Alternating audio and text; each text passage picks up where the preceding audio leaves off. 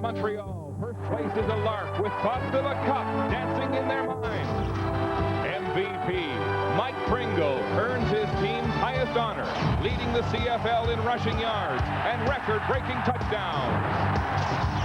Pringle prototype Mike Jenkins is a late blooming Argo with sights set today on the 1,000-yard milestone of his rookie season. No trespassing. David Sanchez stands on guard for a Montreal defense that leads the league in takeaways. Tale of two seasons. The Argos turn their year around. Their playoff hopes may be dashed, but not their will to win. 60-minute game, baby. 60-minute game.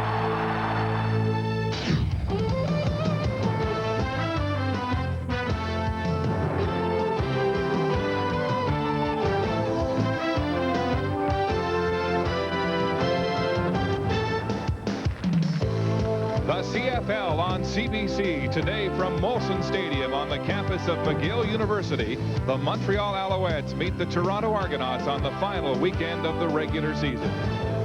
Good afternoon and welcome to the CFL on CBC. Well, the Argos are out of the playoffs. Their fate was sealed Friday night with Winnipeg's victory over Edmonton. And of course, the Alouettes have long clinched first place here in the East. So they say this is a nothing game. But don't tell that to the scalpers outside this stadium right now who are getting $300 for a single ticket to this, the 18th consecutive sellout here at Molson Stadium for the Alouettes. And don't tell Argo running back Mike Jenkins this is a nothing football game, because he has a chance to reach the 1,000-yard rushing milestone with a big game this afternoon against the Alouettes. And how about Alouette receivers Jock Climbing and Ben Cahoon? They're both chasing 1,000 yards receiving here today, so some personal milestones at stake in this football game. To the booth now for their thoughts on this game, and here are Chris Cuthbert and Chris Walby. Well, Mark, in his illustrious 16-year career, Chris Walby didn't make the playoffs, so you don't know how the Argos feel, but did you hate, as a team going into the playoffs with nothing at stake today, playing in a game like this? Well, thank you for the word illustrious, first off. Secondly, I tell you what, this may be a nothing game, but when you're out there right now and one guy punches you in the chops on that football field, you can forget about where you're going next week. It's all about today. Well, it's a showcase game for some individuals like the best running back in the CFL and maybe the best up-and-coming back. Hey, MVP, most valuable Pringle. The guy does it all. You look who's leading the league in rushing. It's always this guy, number 27, Mike Pringle. But how about the new and up-and-coming guy right here, Michael Jenkins? Now, here's a guy, Chris, that wasn't really utilized in the first part of the season. It's only the latter part of the season he's starting to get the rock and really starting to produce. Anthony Calvillo says this is a big game for him because he wasn't happy with his performance last week in Calgary. Well, you know, this is a guy, and that's a sign of a perfectionist right now. The biggest reason, he felt he had receivers open and didn't hit them. Yes, they lost the game, but he takes very much pride in what he does every play on the football field. Here are some of the milestones we'll be tracking this afternoon. Well, I tell you what, Michael Jenkins, 128 yards for 1,000 yards, rookie season. Daryl Mookie Mitchell, 7 catches.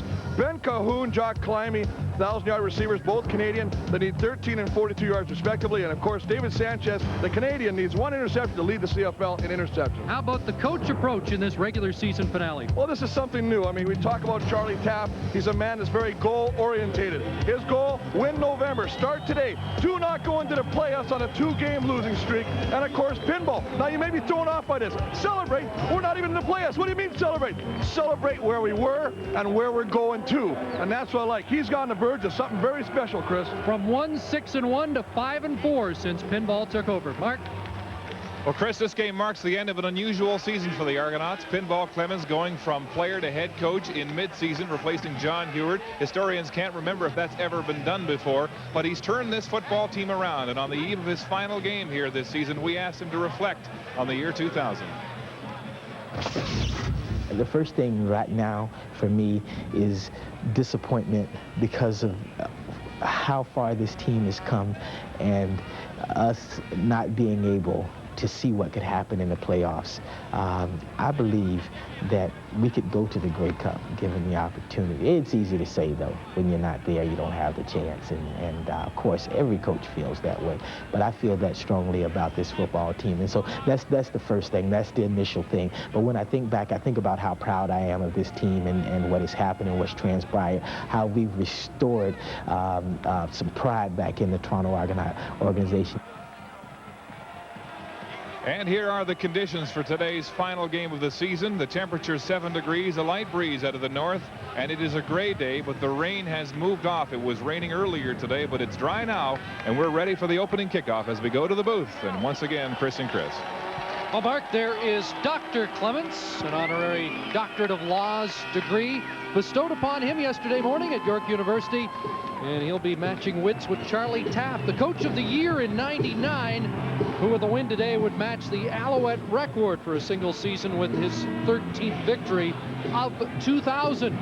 And we're set to go at Molson Stadium as Noel Prefontaine has it on the tee. Winston October is back in the Alouette lineup. He's missed the last 3 with a hamstring problem. Thomas Haskins is also deep for Montreal, and this will be Haskins from his 10. Thomas Haskins, who we'll see in a running back role in the second half today, lugging the football out past the 35-yard line. Nice job, Chris, of getting some return yards, starting off this Montreal offense in great field position. Anthony Cavilo, we don't expect to see him too much today. Mike Pringle as well. Darren Joseph getting the start of fullback in place of Bruno Heppel is getting a little rest. Climby, Browning, Cahoon, and Davis, the receiving crew of the Alouettes. And, of course, this big offensive line anchored by possibly the best center in Canadian football this season, Brian Chu. Ball at the 40, first down for Calvillo. And the Alouettes, and right away they go to Mike Pringle, who's nailed at the 46. Pringle close to 7 yards in his first carry of the game. Well, you know he's going to touch the rock a lot today, Chris. I mean, why not? These guys are going to have their hands full. Dunbrack, Rogers, Scott, Perry, the defensive line of the Toronto Argonauts. A good linebacking crew. Martavius Houston, Calvin the Terminator Tiggle, and Glenn Young on the outside linebacker. And a good secondary. Simmons, Capers, Bonner, Sean Smith at the corner. Mike Pringle, 2nd and 4, gets the ball again, and he is stopped short of the first down. Calvin Tiggle with the stuff as Pringle is stopped before he could get to the first down stick. You know, Chris, we talked to Calvin Tiggle yesterday. Such a soft-spoken guy for such a man that delivers a hard blow. He does a great job in the middle. Fills the hole, wraps up the running back, a hard running back to bring down to Mike Pringle, and yet he says, you know what, I'm excited to play this game. This is a great game, and he's one of the reasons that he feels that next year, coming training camp, they've got something very special. Terry Baker into the game to punt.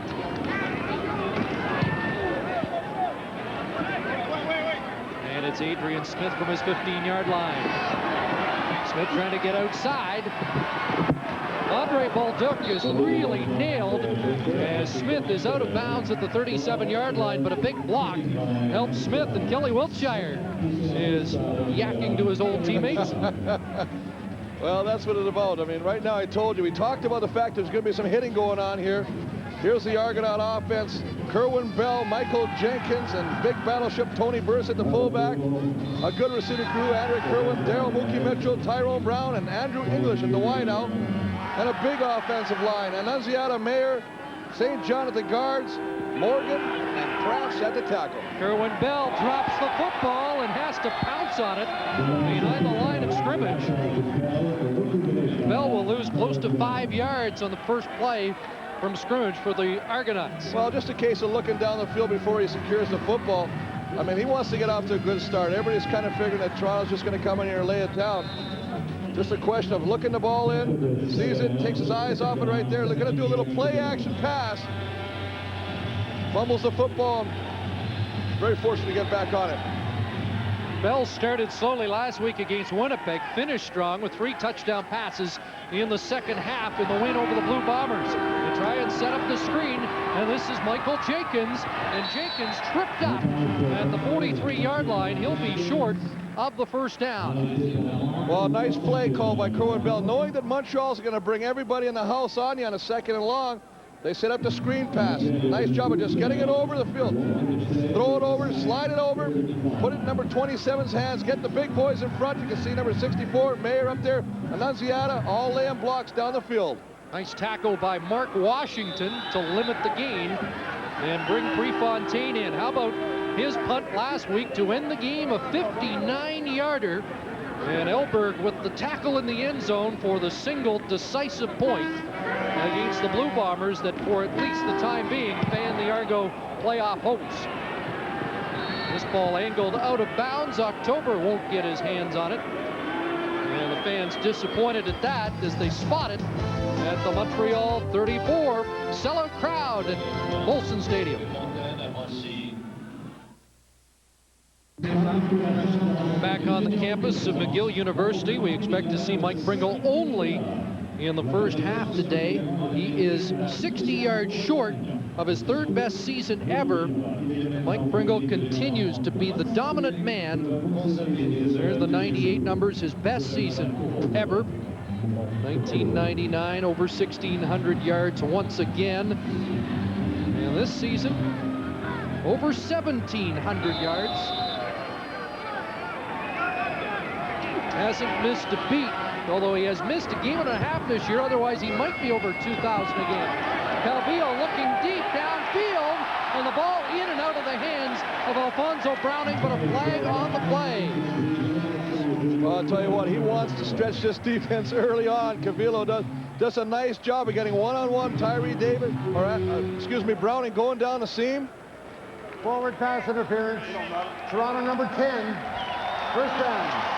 Antonio Bonner was in the duel with Browning. Well, big game back. They wanted to get Antonio Bonner back in the lineup. Leads the team with 4 interceptions. Little jostling going down the field, and draws the flag. Back in after a hand injury, and he replaces Vernon Mitchell, who comes out of the lineup with a broken thumb. So it's a 31-yard pickup, and now Calvillo looking for Pringle, and he's got it. Back on his feet, and now stopped at the 15-yard line. Well, we know all about his running ability. They do not deploy him much as a receiver, but there's another look to give either Hamilton or Winnipeg something to think about. Well, that's one of the things you're going to do. You're going to pull out all your plays, because the team that has to scout you in the final, you've got to prepare against everything they pull out. This is just one of the plays. As you say, Pringle, only 31 catches coming into the game, but he can catch the football. Just put him down, find an opening, and get the ball to him. 32 yards there for Pringle. That sets the ball up on the Toronto 13. Number 27, and he's dropped at the 10. A gain of 3. Glenn Young got a hand on him. Well, Mike Pringle's had 2 outstanding games against the Argonauts earlier on in the season, and these 3 linebackers have really done the job. But take a look at Pringle's rushing titles. 6 rushing titles, 94, 95, 97, 98, 99. Obviously this year. But look at this, the average margin, the difference, 550 yards. Amazing stat. He has been a standalone guy in this league for the past 9 years. Second down, 6 for Montreal. Flag goes down, the play doesn't get started.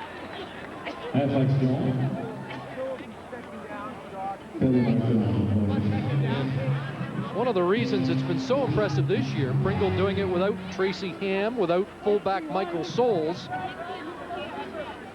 But Anthony Calhoun. You know what, Chris, on that, talking about Michael Soles, they really were wondering about. Offside, Toronto number 93, still second down. Fred Perry jumped the gun.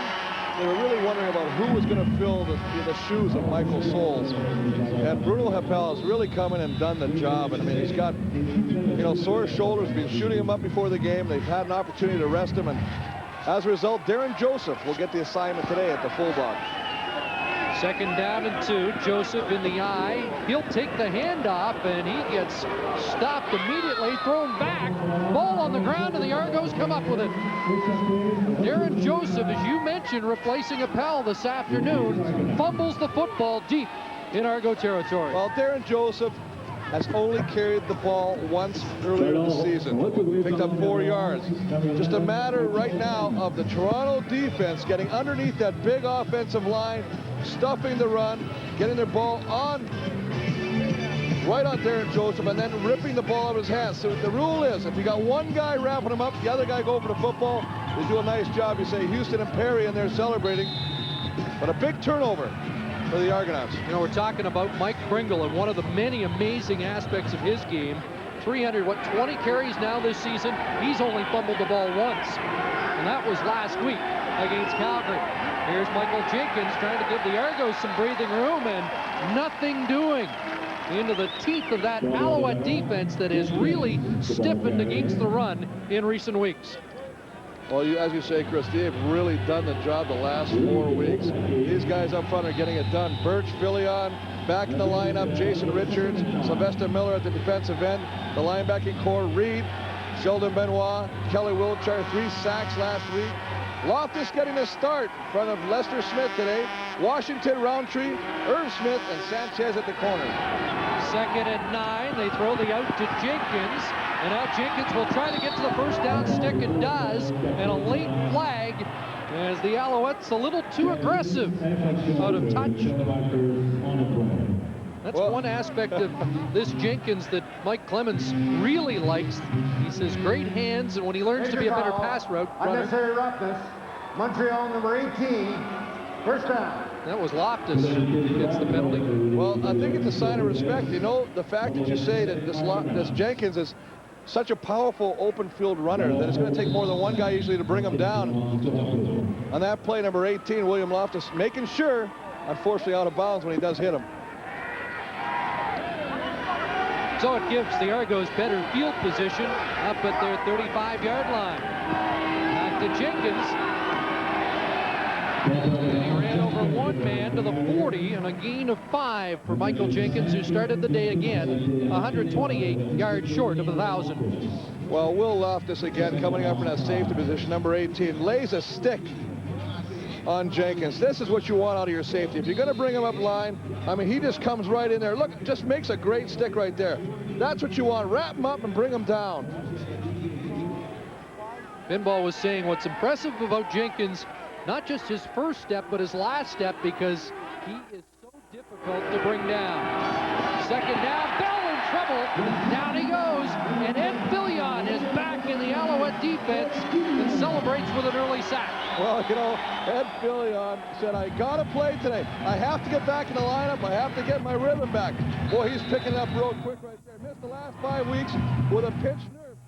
Watch him right here. He's just going to work on it. They're running a little twist. He just gets inside of Mayer right there and drops Bell for the sack, his 6th of the season. You know he's excited. Bring it on, baby. Forces the Argos into a punting situation.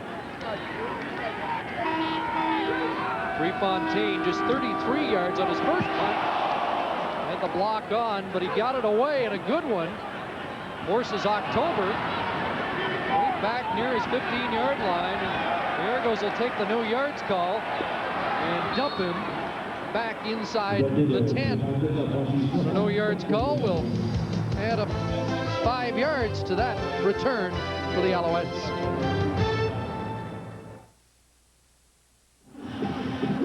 Welcome back to Molson Stadium here in Montreal. No score. The Argos and Alouettes here early in the first quarter of play. Joining me on the sidelines at Molson Stadium, the new commissioner of the CFL, Mike Lisco. And Mike, you come to see your first game, your first week on the job, to a place where this league is really flourishing right now. What do you think? Well, it's fabulous. I think Larry Smith and Bob Wendell have done a great job in this marketplace. The stadium obviously adds to the excitement. I'm excited to be here. Now, this league is a storied league with more than a century of history. You're a marketing man. Can you put a new spin on an old league that will help make it relevant in places where it's suffering right now, like Toronto and Vancouver?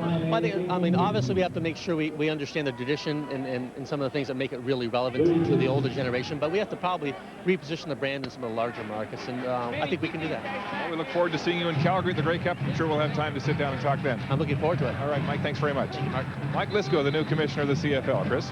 Mark mentions history and tradition. Anthony Calvillo, first Alouette to pass for over 4,000 yards in a season since Sam the Rifle, Sam Echeverry in 1956. 2nd and 10 here. Here comes the blitz. He gets it away to Kevin Alexander. And there's an interesting little battle developing here between Alfonso Browning and Alexander for a starting position in the slot back spot for Montreal. And that's what you want. You want to compete. You want to be playing that Eastern Final right now. You can see the pit. Here it comes. They're bringing a blitz. 73 is coming off. Tavius is coming. They're bringing all the linebackers. Picked up. Cavillo's got to throw it. Finds his man. See a nice job of protection. A little throwing lane. Alexander finds the opening. Fortunately, just a little short of the first down, and then Baker will have to punt it away. So the defenses have dominated this opening quarter. Baker kicking to Adrian Smith. Not a good punt. And Smith at his 45, immediately halted by Tracy Gravely. 38-yard Baker punt. No return. Close. Quiet start for the offenses today. Good downfield play by Tracy Gravely. Nice touch by Charlie Tapp as he introduced his backups today for the sellout crowd at Molson Stadium. And Chris, one of the reasons he did that is because he said yesterday there is no I in team. Every part of our game is important. Here's Jenkins again off the left side, up to the 50, close to 5 for Michael Jenkins, who has been the busiest man in this opening quarter. Well, you know, here's a guy in his previous 2 meetings against Montreal, only carried the ball 9 times for 19 yards.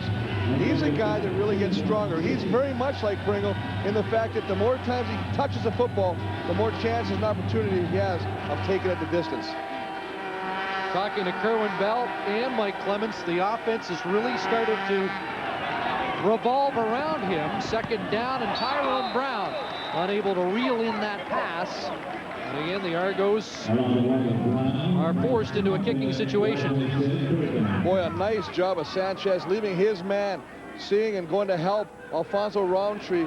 And basically, if he catches that football, Tyrone Brown, he is going to get a smack from Davis Sanchez. Nice job of understanding where each other is on the football field. Third punt of the game for Prefontaine.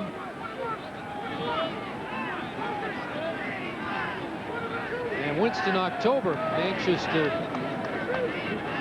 return the ball. He is in range of a Alouette punt return record that's been held by Johnny Rogers, but the Argos are not intent on letting October spring one today. They're quite content with taking the no yards penalty. So Mike Pringle and the Alouettes will go back to work on offense when we return to Montreal.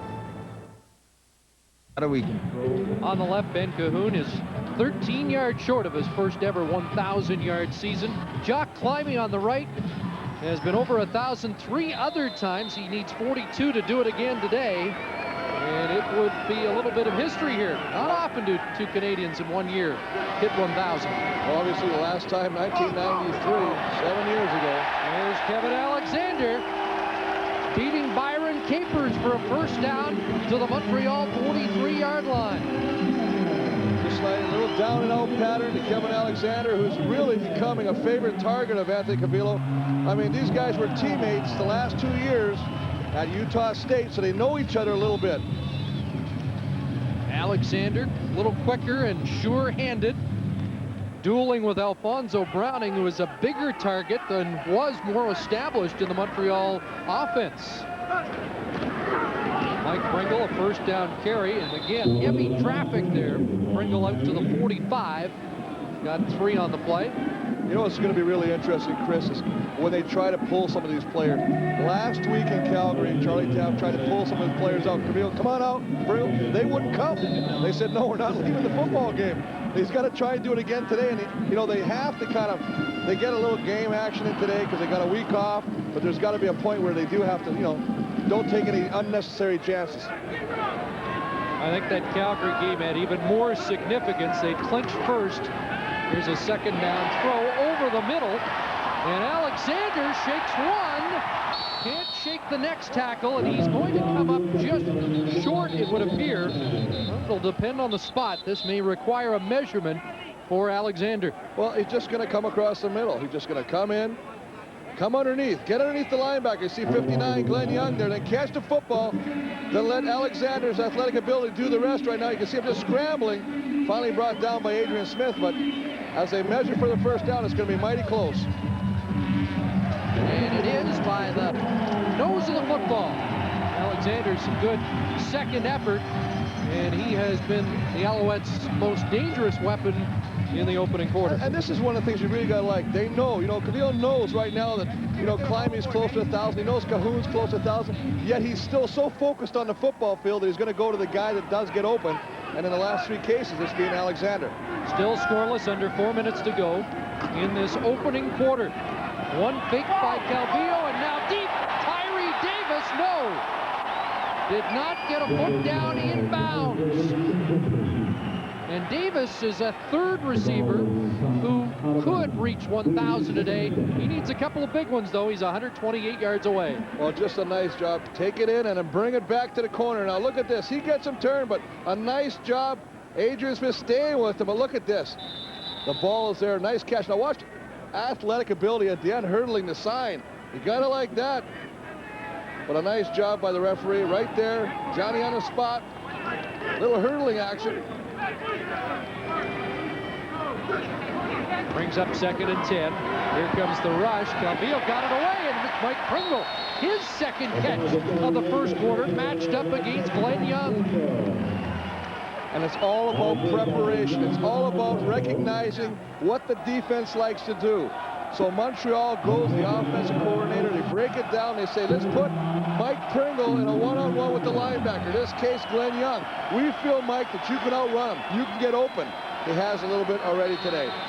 3rd down, less than a yard. Immediately, the fans here at Molson Stadium urging Charlie Tapp to go for it. And he will do just that. Calvillo pushing ahead behind that big line. That it's the same unit that's played together for the last 3 years, and they will move the chains. Well, it really is amazing. They started the year. Okeke wasn't here. He was trying out the NFL. Leo Ford retired. They had new guys in there. Dwayne Morgan was playing there, who's now in Toronto. Rick Cunningham was here, who's now with Edmonton. And over the course of the year, they've all kind of slowly filtered back, and as you say, they've got about 8 games under their belt now, so they're just starting to gel now, and that's scary for the defenses that still got to play them. Should say, though, the rookie Scott Flory is back in now at right guard for Mike Sutherland. Flory's been there most of the year because of the Sutherland injury problems. Pringle again, and the yardage is tough up the gut against this Argo defense. Well, Flory started the first 5 weeks of the season at right guard, and that was, as you say, because Sutherland broke a bone in his snapping hand in first play at training camp, and it was a great move for Brian Chu being able to go over to center, where he's quickly and quietly established himself as one of the premier centers in the league. He's got great quickness, maybe a little undersized for the guard position, but a fantastic find for center. Calvillo calling the play at the line, 2nd and 7. Alexander again, a little dump pass. Kevin Alexander, tough man to bring down, took some punishment, but another Montreal first down, and Alexander sending a little message here. Chris, I couldn't put it any better. That's what he's actually doing. He knows that it's a battle between him and Browning to play next, in the Eastern Final. And right now, he is making a case for himself. 4th catch of the afternoon, just finding a little opening right in front of Byron Capers, makes the catch, and it's what he does after he catches the football that's really going to excite the coaching staff. Alfonso Browning may be saying, give me the ball and I'll show you something too. First down for the Alouettes. Pringle, the lone setback, gets the handoff, and again is nailed as he hits the line. And at the bottom of the pile, Johnny Scott. Well, the linebackers of Toronto are playing so tight to the line of scrimmage. Tiggle, Glenn Young, the last 2 games that these 2 teams met, the 3 linebackers, Young, Tiggle, and Martavius Houston, accounted for 31 tackles. So they're very much going to be in this football game. Barring the penalty, the final play of the first quarter. And it's 2nd and 11. Pringle lost a yard. Glenn Young on the blitz. The ball to Alexander. Cuts back. Kevin Alexander still going. And dropped at the 21. He'll be close to another first down. They'll have to measure it when they change ends, because that's the final play of the opening quarter here in Montreal, where the Argonauts and the Alouettes are scoreless.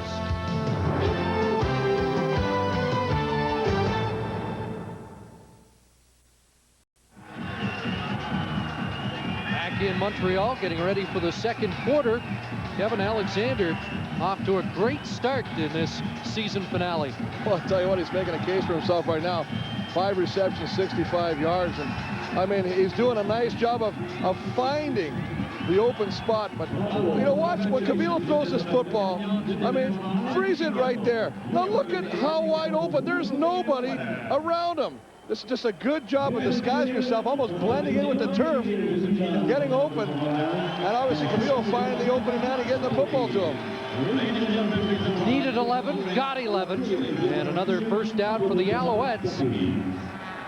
Down to the Toronto 21. AC back to pass, looking in the end zone, and again looking for 88. This time overthrows the intended receiver. Way overthrew him, and the big thing was there was good coverage on a play by Byron Capers. Take a look at the first quarter stats. Nothing happened offensively for Toronto in that first quarter. Montreal quietly 7 first downs, 106 yards passing, 18 yards rushing, which is a little bit of surprise. Pringle's carrying the ball a few times. Net yards 124 to only 19 for Toronto. 2nd and 10. Second time in the game the Alouettes have been deep into Toronto territory. Time for Calvillo, now steps up and down by Fred Perry.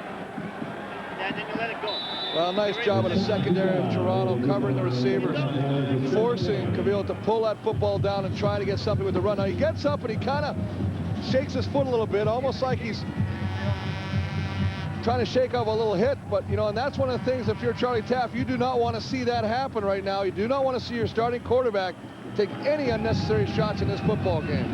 Terry Baker on, tied a career high last week with 7 field goals, including 4 from over 40 yards, but he missed the final one, and it cost the Alouettes a victory in Calgary. That splits the uprights, and Terry Baker has opened the scoring. Here in Montreal, it's 3-0 Alouettes.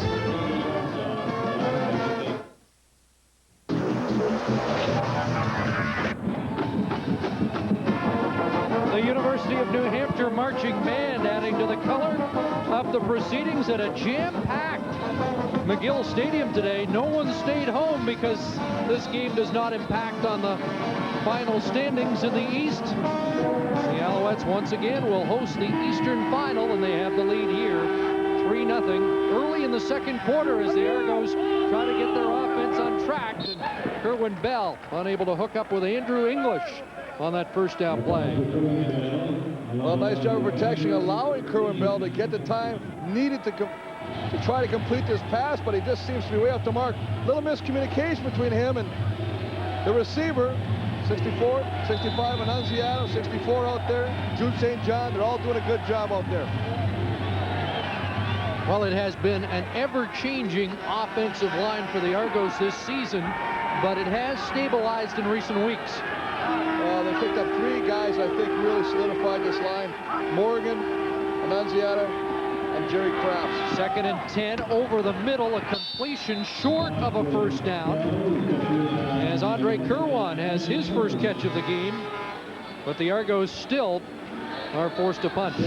Well, the last time these 2 guys played, Kerwan was the busiest receiver with 6 receptions. Pulls up one right now, but look at that. Jenkins staying in there, maximum protection. Keep your running back in there, help the offensive line. Nice job. Great throwing lane for Kerwin Bell. There's Winston October, 56 yards short of Johnny Rogers' team record in punt returns for a single season coming into this game. And again, he missed the last 3 with a hamstring injury. And Chris, he only needed 9 punt returns to also set an Alouette record, a Johnny Rogers record for most punt returns in a season. And a time count violation will be taken against the Argos. Didn't seem to be comfortable with the alignment there, as the Alouettes may have had a block on. You know, and that's a good play right there. Never snap it if there's any question about who you got, especially when the defense is starting to shift on the go.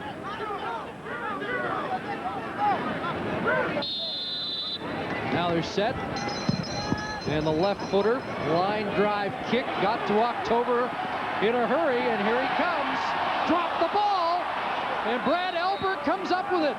Brad Elberg, the hero last week, with the hit on Albert Johnson III in the end zone for the decisive point, comes up with the loose ball after the fumble by October. Well, Elberg has been everywhere for these Argonauts. You can see right there the ball. Raposo tries to hit him. 24 gets in there. Dunbrack, number 70. Ball comes loose. Brad Elberg, number 3. Johnny on the spot with a key recovery for these Toronto Argonauts. It's going to try and find a little opening. Ball comes through.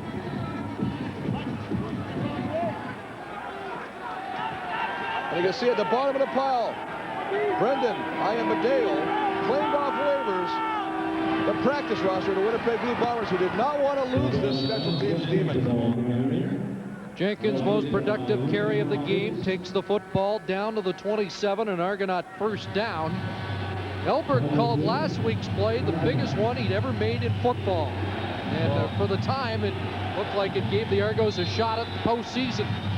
It's a phenomenal play by him to get down and sell out. That's what he actually did. He sold his whole body out, tackling a very dangerous receiver, Albert Johnson III.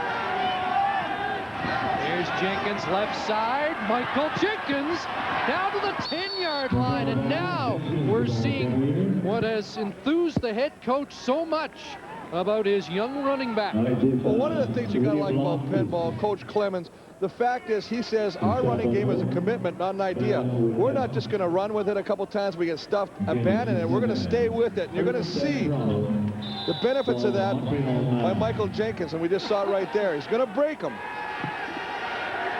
In the 4 games this year, he's rushed for 100 yards. The Argos have won. Jenkins again. And this time, Stephon Reed got a piece of him. Kelly Wiltshire from the outside linebacker position came up to make the tackle. A nice job of opening initially a hole for him right there. He's going to go right now. He cuts it back right there. Eludes a tackle of Phillion. But Stephon Reed, he comes over, number 47, and puts the finishing touches on him. One of the great things about Clemens, he says, I'd love to see him get 1,000. And you know, I never got 1,000-yard rushing in the league. Which is an amazing thing when you think about it, because he's done just about everything else he wanted to. Second down and goal, and they dump it off across the middle, and it'll come up short. Kerwan a yard short of the goal line. You know, and Andre Kerr was just happy that he hang on to the football on the 1-yard line. You can remember last week against Winnipeg, gets the ball at the 1-yard line, gets rocked, and fumbles the football. So it'll be 3rd and goal for the Argonauts. And in a situation like this, no question, is it? Absolutely. Bringing the big boys, bringing the battleship, number 34, Tony Burrs, and just take it to the bank. If pinball had Louis Pisaglia, he could get him to sneak it over. What a great way for him to end his last home game. Our congratulations to Louis. 3rd and goal. Full house backfield, and Tony Burse is into the end zone. Touchdown, Argonauts. Well, that's just a nice job, 34. I mean, when he gets it, he doesn't carry the ball a whole lot. He's basically the blocking back. That's his 23rd carry, and 2nd rushing touchdown. But, I mean, he just loves to be back in the limelight, playing right now. Get behind the big boys like that. Will not be denied. Finds the hole, just give him a little seam. That seems kind of ironic, almost like an oxymoron for a big man like him, but he just needs a crack, and he's going to score. First touchdown for the Argonauts this season against the Alouettes. Couple of lopsided defeats in July. The extra point is good, and Burse has put the Argonauts on top after the fumble by October. The Argos punch it in for the first major. Chris, you talked about the Argonauts' commitment to the run, and not just Michael Jenkins, but the return of Tony Burse certainly bolsters that running attack. Oh, absolutely. Plus his locker room presence. He's just a great team guy. I remember when he eyed you on the sidelines last year, and he'll take on anybody, even the big man.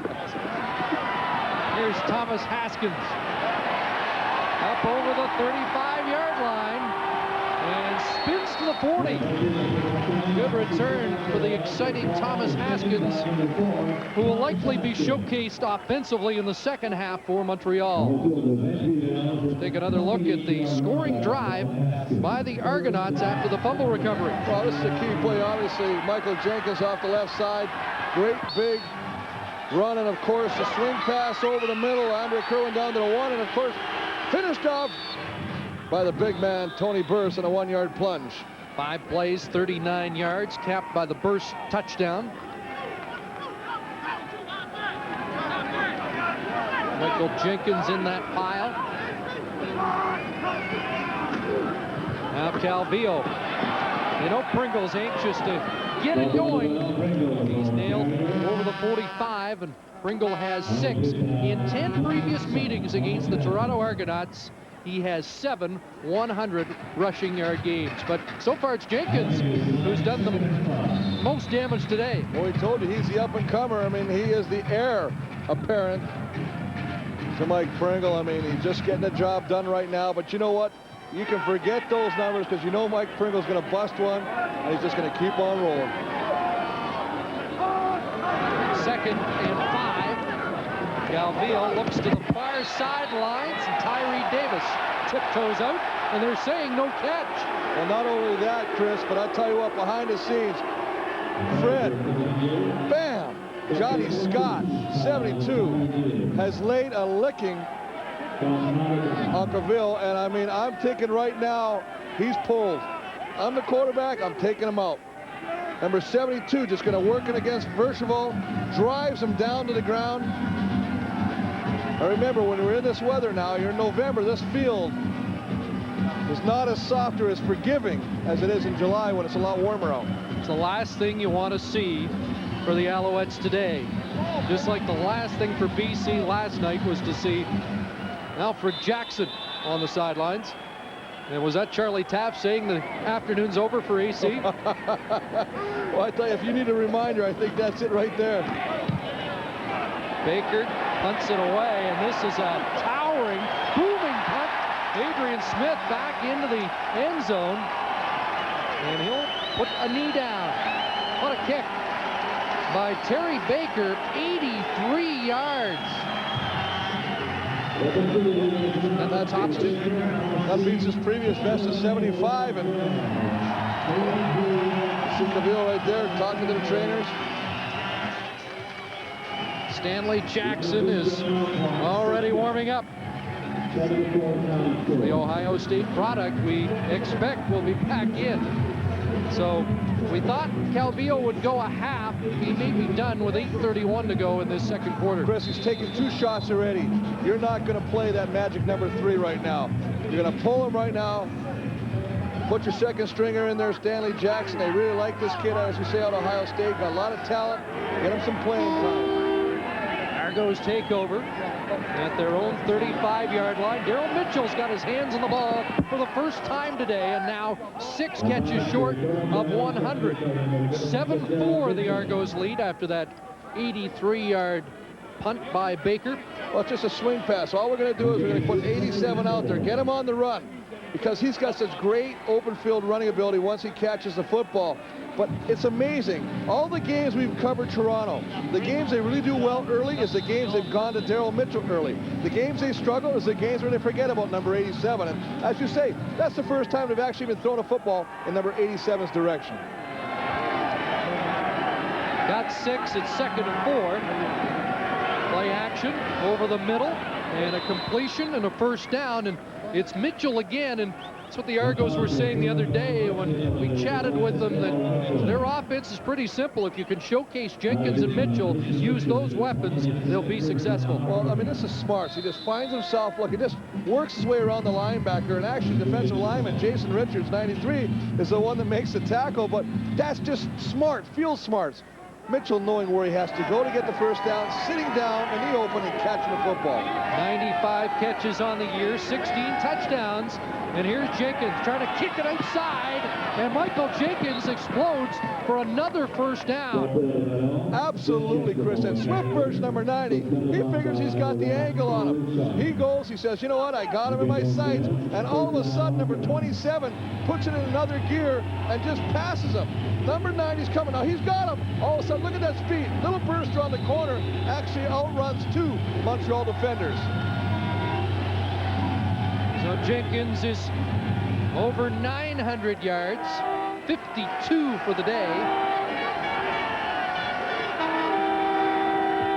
First down.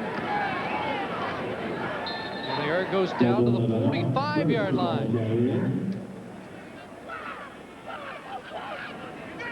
And Jenkins being right now, as you say, with 52 yards now, he's only 76 yards away from that magic mark of 1,000 yards. And it's amazing when you say 1,000 yards and yet Pringle, that's nothing to him. Absolutely. He redefined the standard. 1,000-yard season was the mark of excellence in this league. Mike Pringle has been over 1,500 yards 6 times. Well, and absolutely, you look at like a guy like yesterday, Sean Millington got 1,000 yards with BC. Excited about it. Offensive line coming over, congratulating him. Man. There's an interception. Kerwin Bell picked off by the rookie Alfonso Roundtree, who gets the start today. Place of the injured Baron Miles. That snuffs an Argo drive. The Alouettes get the ball back, trailing by 3. Alfonso Roundtree, a reserve DB, comes up with his second pick of the year. Well, you know what? It was executed perfectly. This is just a play action. He's going to come around right here. Now he gets to the outside. Everybody reads the running back. Now he gets to the outside, throws the football, but look at this. It's a poorly thrown ball. Behind the intended receiver, Darryl Mitchell. You got to throw it ahead of the receiver when you're going on out-of-bounds pass like that. And look who's back into the game as we join Mark Lee. Chris, Anthony Calvillo staying in the game. He banged up his left shoulder and was winded, but not enough to keep him out. Well, Chris told you last week he didn't want to come out of the game against Calgary, and he's not coming out after one hit from Johnny Scott today. You know what? He's a tough guy. This guy, he doesn't know the word of fear right now. And I know that he's saying there's no way that I'm going to leave the game after I got smoked by Johnny Scott because I'm not having anybody tell me they forced me out of this football game. But you know, yesterday Charlie Tapp talked about we want to win the game, but we want to be smart too because we can't afford an injury. And it's a fine line here. Oh, absolutely. But they also wanted to execute, and they haven't really executed except for the passing of Calvillo to Alexander. 2nd and 6. He looks downfield and is unable to hook up with Alfonso Browning. The other half of that slot back equation we've been talking about. And this time he misses an open receiver. That was what he was so disappointed with last week. Well, and rightly so. This time he has him right. You know what? Alfonso Browning, nice job of bringing it back into the middle. They bring it into the middle. He's wide open, as you say, ahead of Adrian Smith. But the ball just cannot find him right there. Look at the protection. Everybody's coming. They're bringing the linebackers. Tiggle, Donovan Carter, picked up by that big offensive line, but cannot click at the other end of it. In this second quarter, the Argonauts with 5 first downs. The Alouettes have not managed one. Baker, not nearly as dangerous as that 83-yarder, and Adrian Smith on one hop, and immediately brought down. Great downfield pursuit. Matt Petz was the man leading them downfield, the rookie out of Wake Forest and a product of Windsor, Ontario, as we join Mark. Thank you, Chris. This was the scene just before kickoff here at Molson Stadium as Michael Souls, number 22, his game jersey was unveiled in a nice frame and handed to the member of the Alouette alumni, now packing it in after 4 seasons here with this Montreal club, and of course the Eskimos before that. Mike, it must be nice to get out of bed without a bad back. It's you know what, I was always dreading retirement, and it's been a lot better than I thought it was going to be. So I'm spoiled because I come to the games all the time. I get to be around the guys, which is what you end up missing the most. So I'm real happy, and it's working out real well. Mike, you suffered through those 4 Eastern Division final defeats with this Montreal team. People in the stadium are saying this has got to be Montreal's year. Finally, what do you think? Well, I think it probably is. But, you know, one thing about CFL football, we keep it awfully exciting. And It's unfortunately in the playoffs, as I've told myself a couple of times, trying to fall asleep at night, is that it is just one game. And so if, you know, one of the teams that Montreal's going to have to face in the Eastern Final comes up with a great game, it's, you know, it could be back to the drawing board again. But I think this year we're definitely the team of destiny. Mike, thanks for your time. Nice to see you again. Thanks very much. Chris? Michael Jenkins gets the ball again, and he is chewing up the yards up to midfield before Swift Birch tracks him down, but back-to-back runs by a 27 who's looking like a guy that wears 27 in red. Well, absolutely. He is doing the shining here today. Just a great job of the offensive line, pulling the backside guard, number 66 coming around. Look at that right in your screen. Jude St. John with a big seal block, allowing him to get to the outside. And this guy, I mean, look at downfield. Look at Kerwin on Washington. Everybody's doing their job.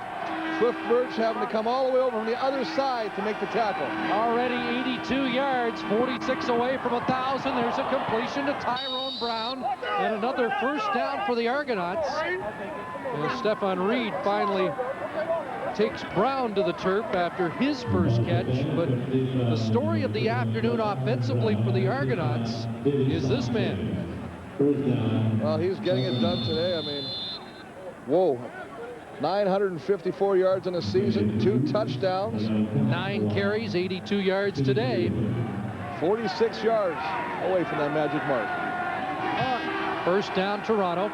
Just under 3 minutes to go in the first half. Jenkins again. Swift Birch there to stop him close to the line of scrimmage. So the 3-minute warning now being given to both benches as we approach halftime and the Argos in the lead. Back at Percival Molson Stadium in Montreal, where the Alouettes have lost just once this year to the Hamilton Tiger Cats back in September. The Argonauts have been a pretty good road team, 4-4. They're also 500 against the East. 6-10-1 on the year, though, as Pinball said, we were held hostage by that 1-6-1 start. Kerwin Bell calling an audible on 2nd and 10, and now flags fly. Well, that's one of the things we want to get your offensive line and your offensive unit on the line of scrimmage as soon as possible to allow you every second if you have to check off or call an audible. It was a time count violation.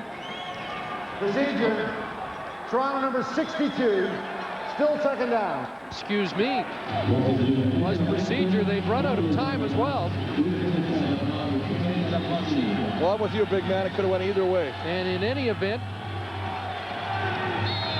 it's 2nd and 15. Dwayne Morgan called, and again, whoops, that ball snapped while Bell was checking off. And unfortunately, Jenkins gets on the ball. There are flags on the field. And we are seeing signs of an Argo offense that... Well, they started to come back a little bit. This first quarter were horrible, only 1 first down. This quarter, they started to find a little life, but that's the 2nd play in a row that Kerwin Bell is trying to change the play. Football interference, Montreal, first down. And as he's changing it, Sandy Annunziata basically snaps the football, and Kerwin's still yelling to the right. He's still yelling to his receivers. He doesn't even know the ball's behind him till the last second, and very fortunate that Michael Jenkins gets back there and falls on the ball. 23-yard loss. It is a first down, however, on the loose ball foul. Jenkins, look at the extra yards. He just got 5 extra yards after the initial contact was made. Well, you can see Kerwin last play. He's making the signal. He's signaling to, and look, the ball goes, then all of a sudden he's there. He's still making the call. Michael has to tap and go, hey, Kerr, the ball's gone already. Uh-oh, here comes a foot race. And as you say, 27 comes up with the football just in front of Sylvester Miller. Kerwin Bell was saying the other day, we're still trying to perfect plays that should have been perfected in training camp, and that was a bad example, and now he's thrown it away. It's the 9th interception of the year for Davis Sanchez, and he could score. He will.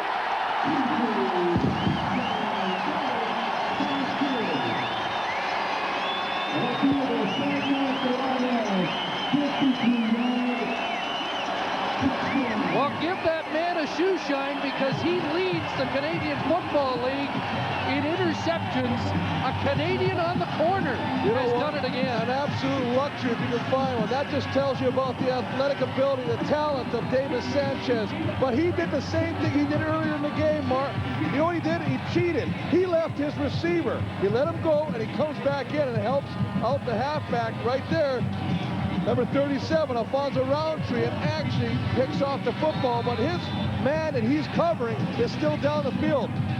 That's just anticipating, and if you make the right decision, you're the hero, but if he goes deep, you're the GOAT. Used to peek through the chain link fence at the BC Lions training camp. The Lions were his heroes, and now he is a CFL star. 9th interception, and the Argonauts trying to sort things out.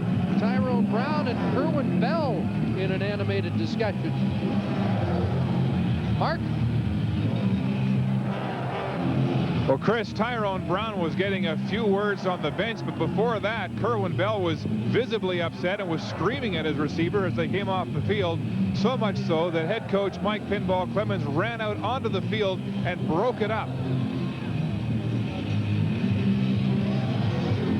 Well, you know, Kerwin's a very temperamental guy right now. He puts the playbook together. He helps with the offense right now.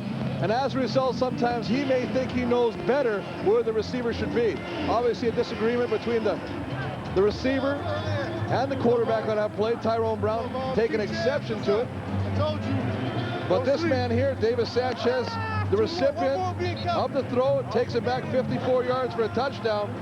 The 9th interception for that young man. Boy, that last drive was shade of the early season Argos. The snap over Kerwin Bell that resulted in the big loss, and then the interception for a touchdown. And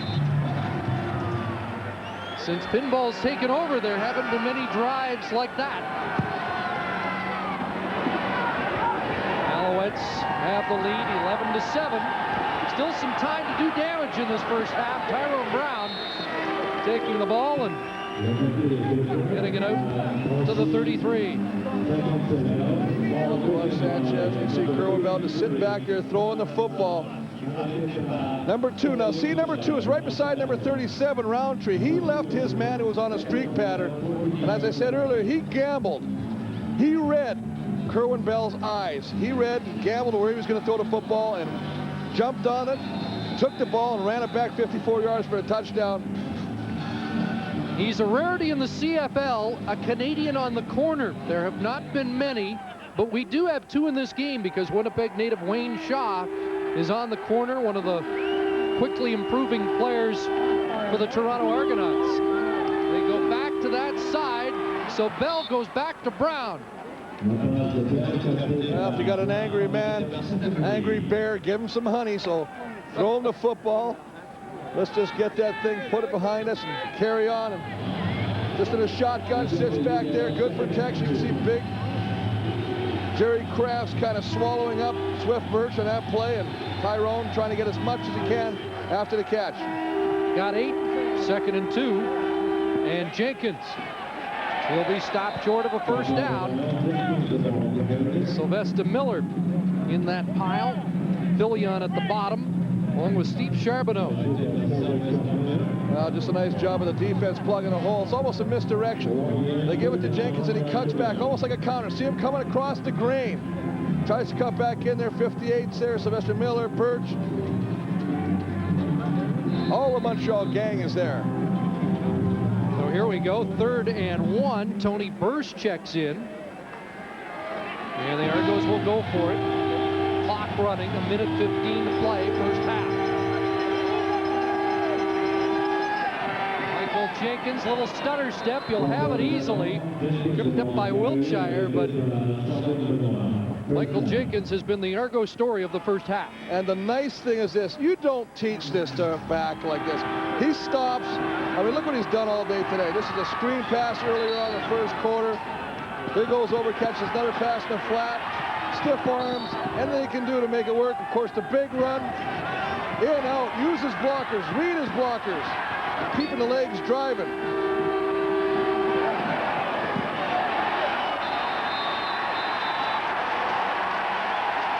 48. There's a, let's get the ruling here. The official is ruling a fumble recovery by the Alouettes. Looked like he'd marked it as an Argo completion, but once again they turn it over. This time the ball ends up into the hands of Eric Riddick.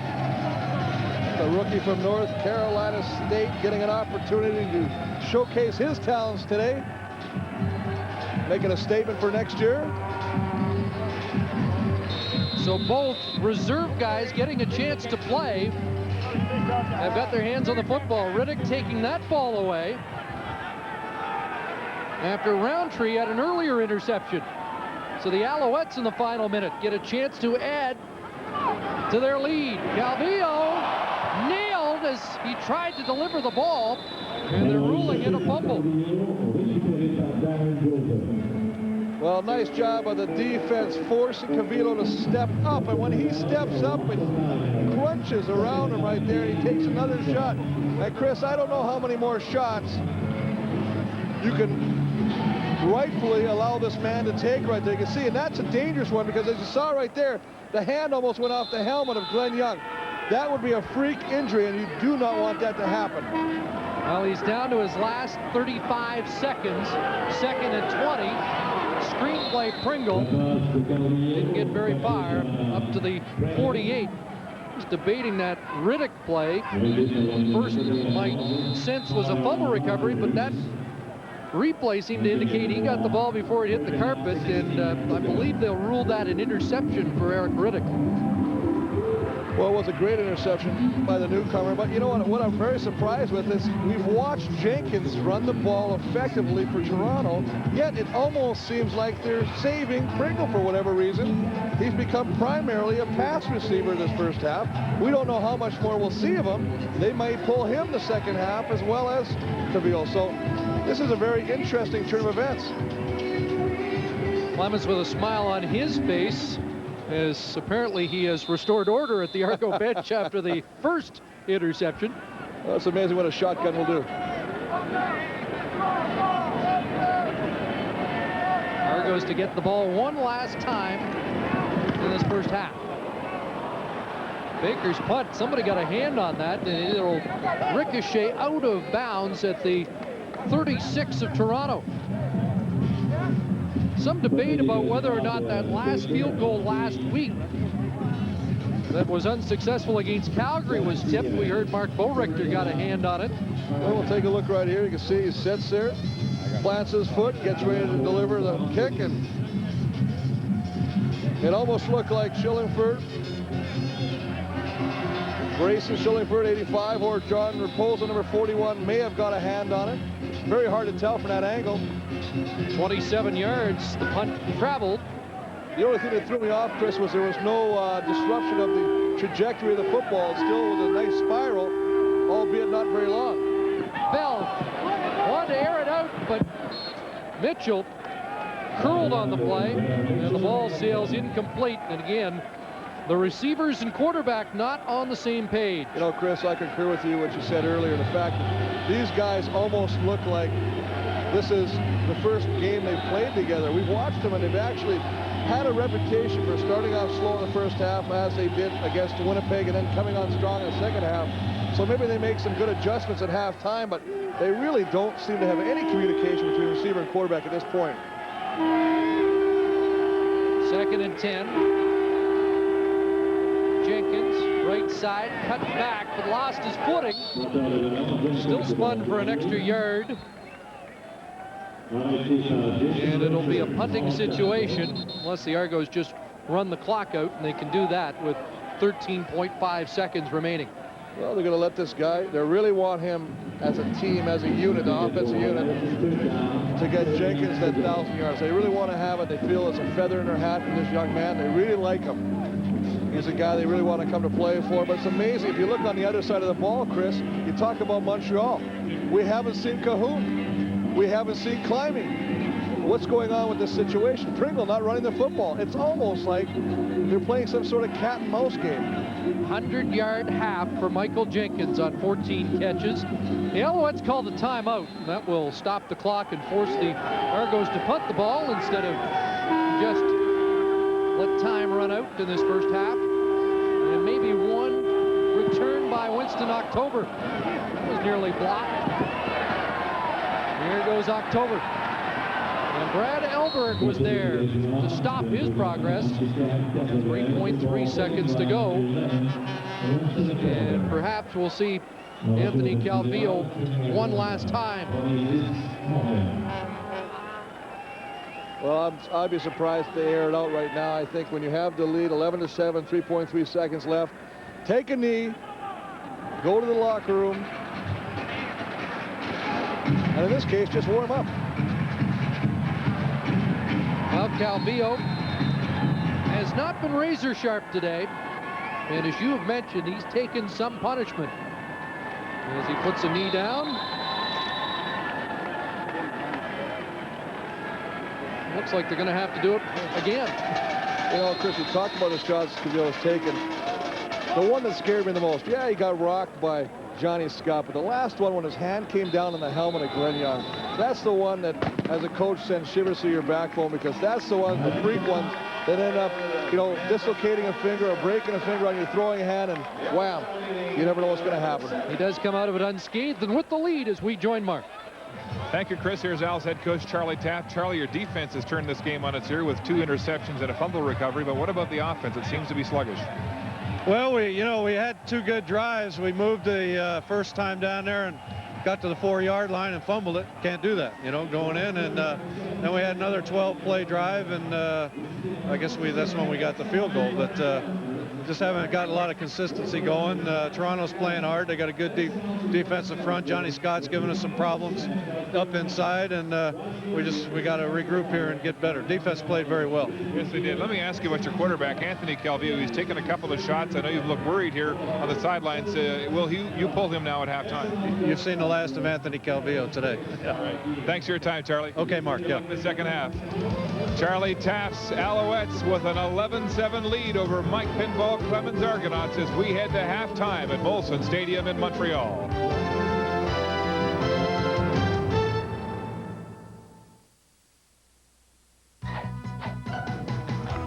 Winter has... Welcome to Pro Tips.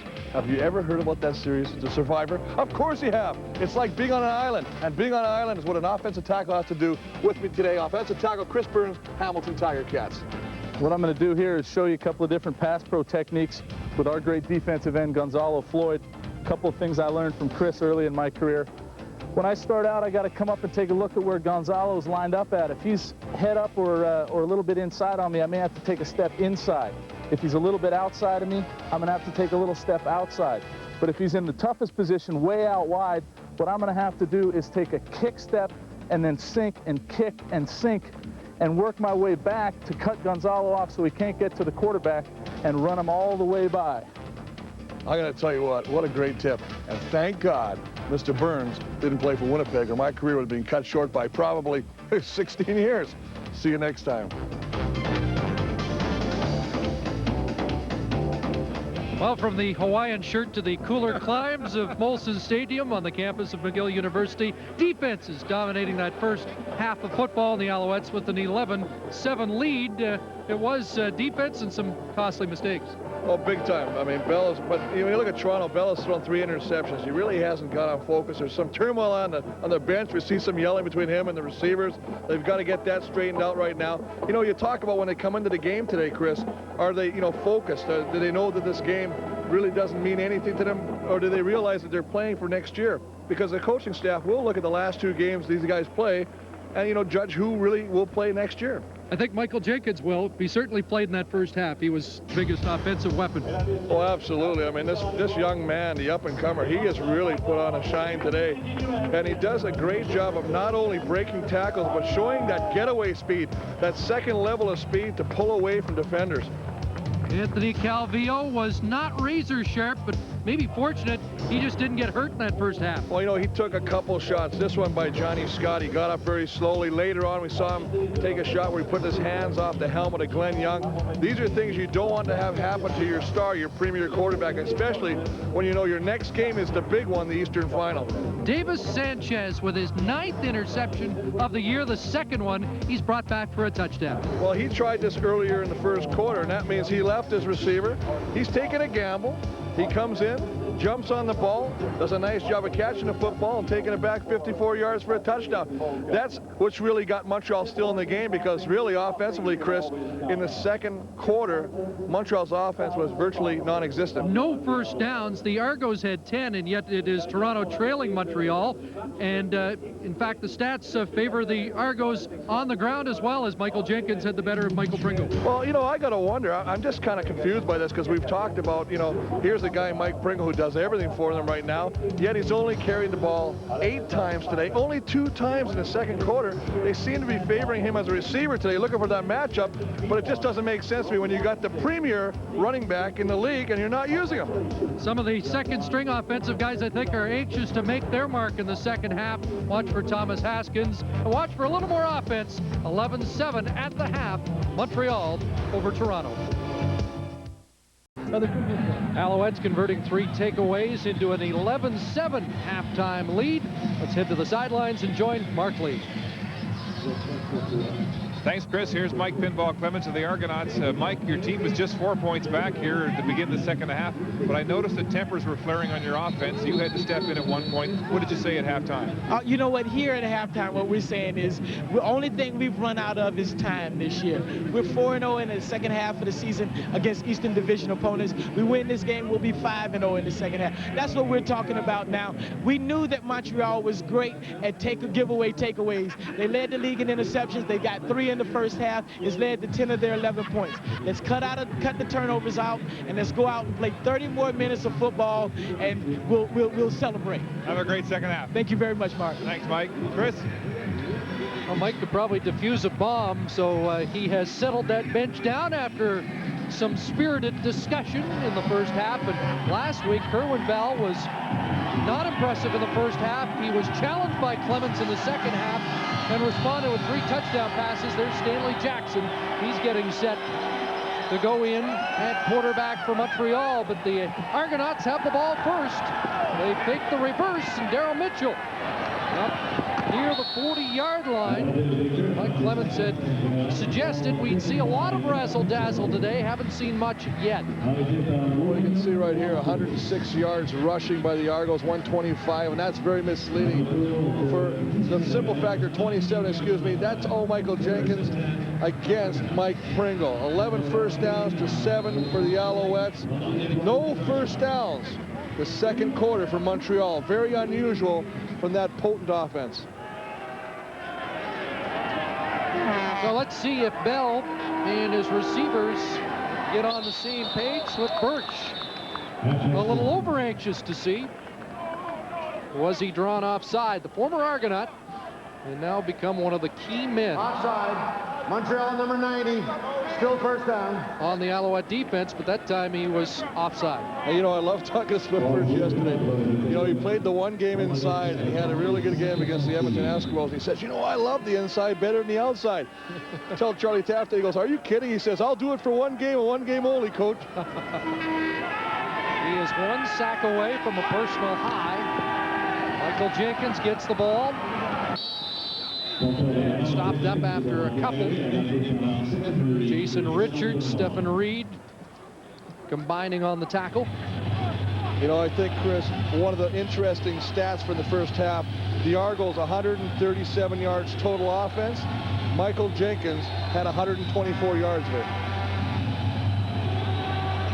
Argos came into this game last in total offense this year, last in points scored.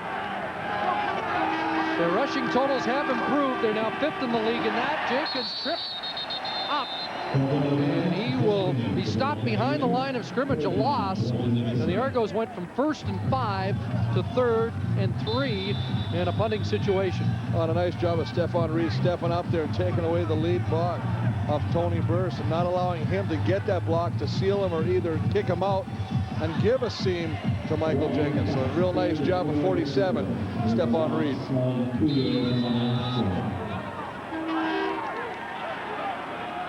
That brings on Prefontaine, the leading punter in the Canadian Football League, and the Argos also #1 in net punting yards. So they've done a good job in that department. It's away another good kick, October from his 18. still going. He shook the early tackles. Late flag comes down as he's finally brought down at the 35-yard line. A 47-yard punt. And October brought it back 17. Back in Montreal, the Alouettes' first possession of the second half. And with Anthony Calvillo now taking a spot on the sidelines.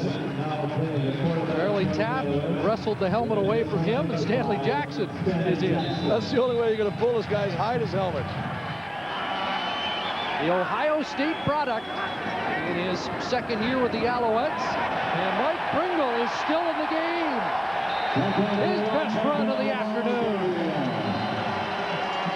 Oh, we talked about it, Chris. I mean, here's a guy, 1,700 yards rushing plus, and he only has 2 carries in the second quarter. You know, this is a very vocal guy. A lot of guys think that Mike Pringle might rub you the wrong way because he's so vocal in the locker room. He gets after his offensive line, when he gets after his teammates. He feels by doing that, he raises their level of play. But he's also a guy that wants the ball all the time. He's also a guy that has always been better in the second half. Jackson on a roll, first down. Goes back against the grain and has Jock Climbing for his first catch of the day. Talked about Climbing and Cahoon off the top, and they were shut out the first half. Well, they had one pass attempt to Jock Climbing in the first quarter. They did not go to Ben Cahoon at all the first half. They forgot about number 82, Jock Climbing. One of the things that Stanley Jackson gives you, though, is his ability to escape pressure. He is a very mobile quarterback. You're going to see a lot of play action with him sprinting to either sideline. First down on the 10-yard completion to Climbing. Back to Pringle, left side, and he is in the grasp of Fred Perry. And a 2-point takedown to finish the play. Well, forget about their record. This defense is really starting to come together. Fred Perry, 3 sacks. He's got great quickness. Remember, this used to be a punt returner for Southern Arkansas. Plays that rush end position. He's got very quick feet. Reads the blocking, comes from the backside, and wraps up Mike Pringle. Well, the Argonauts staff feels the defense has been more aggressive, more physical in recent weeks. Tyrone Rogers and Fred Perry, 2 big reasons why they've been that way. 2nd and 10, Jackson in some trouble. You talked about his elusiveness. Slides, feet first, just short of a first down, but nice job by Jackson. Well, that's the thing they're going to do. Toronto, there's 2 ways to play defense. There's conservative, where you just try and keep everybody in front of you, make the play. There's 2 is where you go after the offense, challenge the offense. And that's what they do. They bring the blitz. They bring Tiggle. They bring Martavius Houston on the blitz. He should be wrapped up right there. But we talked about this guy. He's got great athletic ability. And then he gets in the open field, a little bit of a hook slide. Not going to take the shot. Unfortunately, as you say, comes up about 2.5 yards short of the first down. So Baker comes on to punt. Darryl Mitchell set to receive.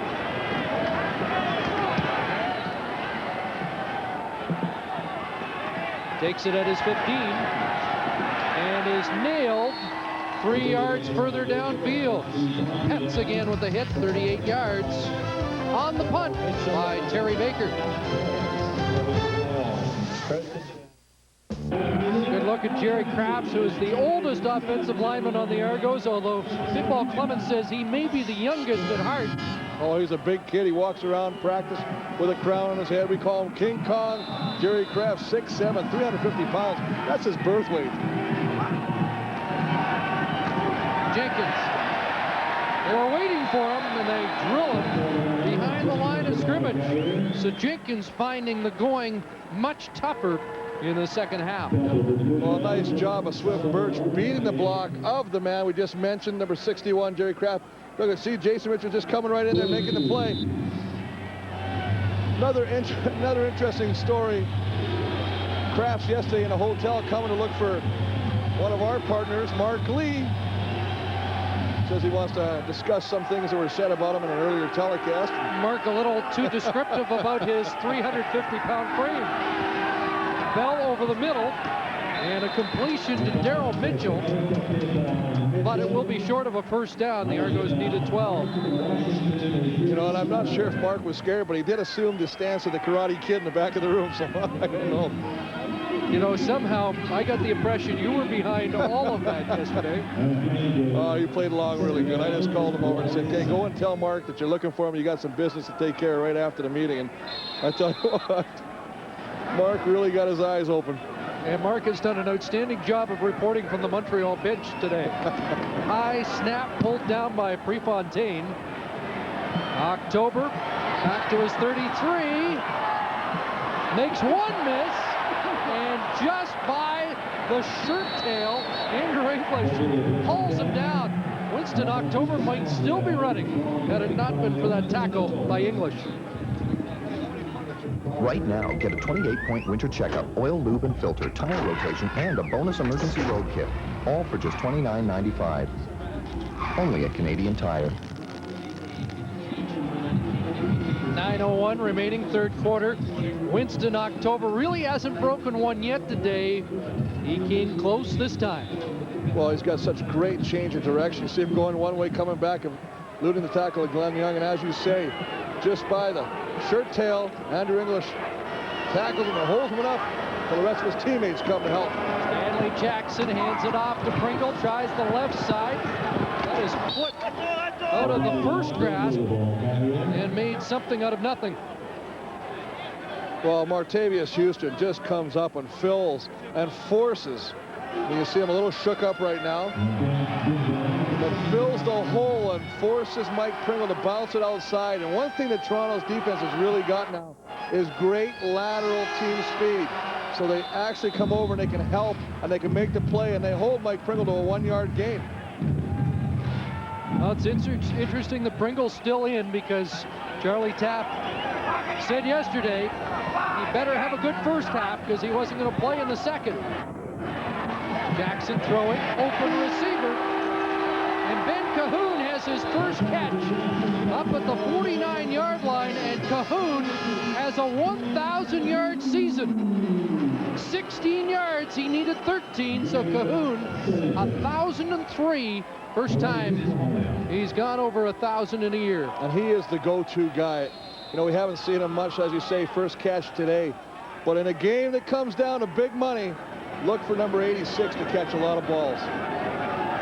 Just 5'9", not blazing speed. All he does is get open and catch everything thrown near him. Jackson taken down behind the line of scrimmage. And let's go down to the sidelines, and here's Mark. Thank you, Chris. I'm on the Argo bench, my good friend Jerry Crafts, who's having a pretty good game on the O-line with Toronto today. Chris Walby's been talking you up pretty big. You got any words for Chris today? You know what? I heard that he was talking about me in a bad way, and you know I'm too busy kicking some Alouette butt today. But I'm going to send my good friend right here down to kick Bruno's little tail later on.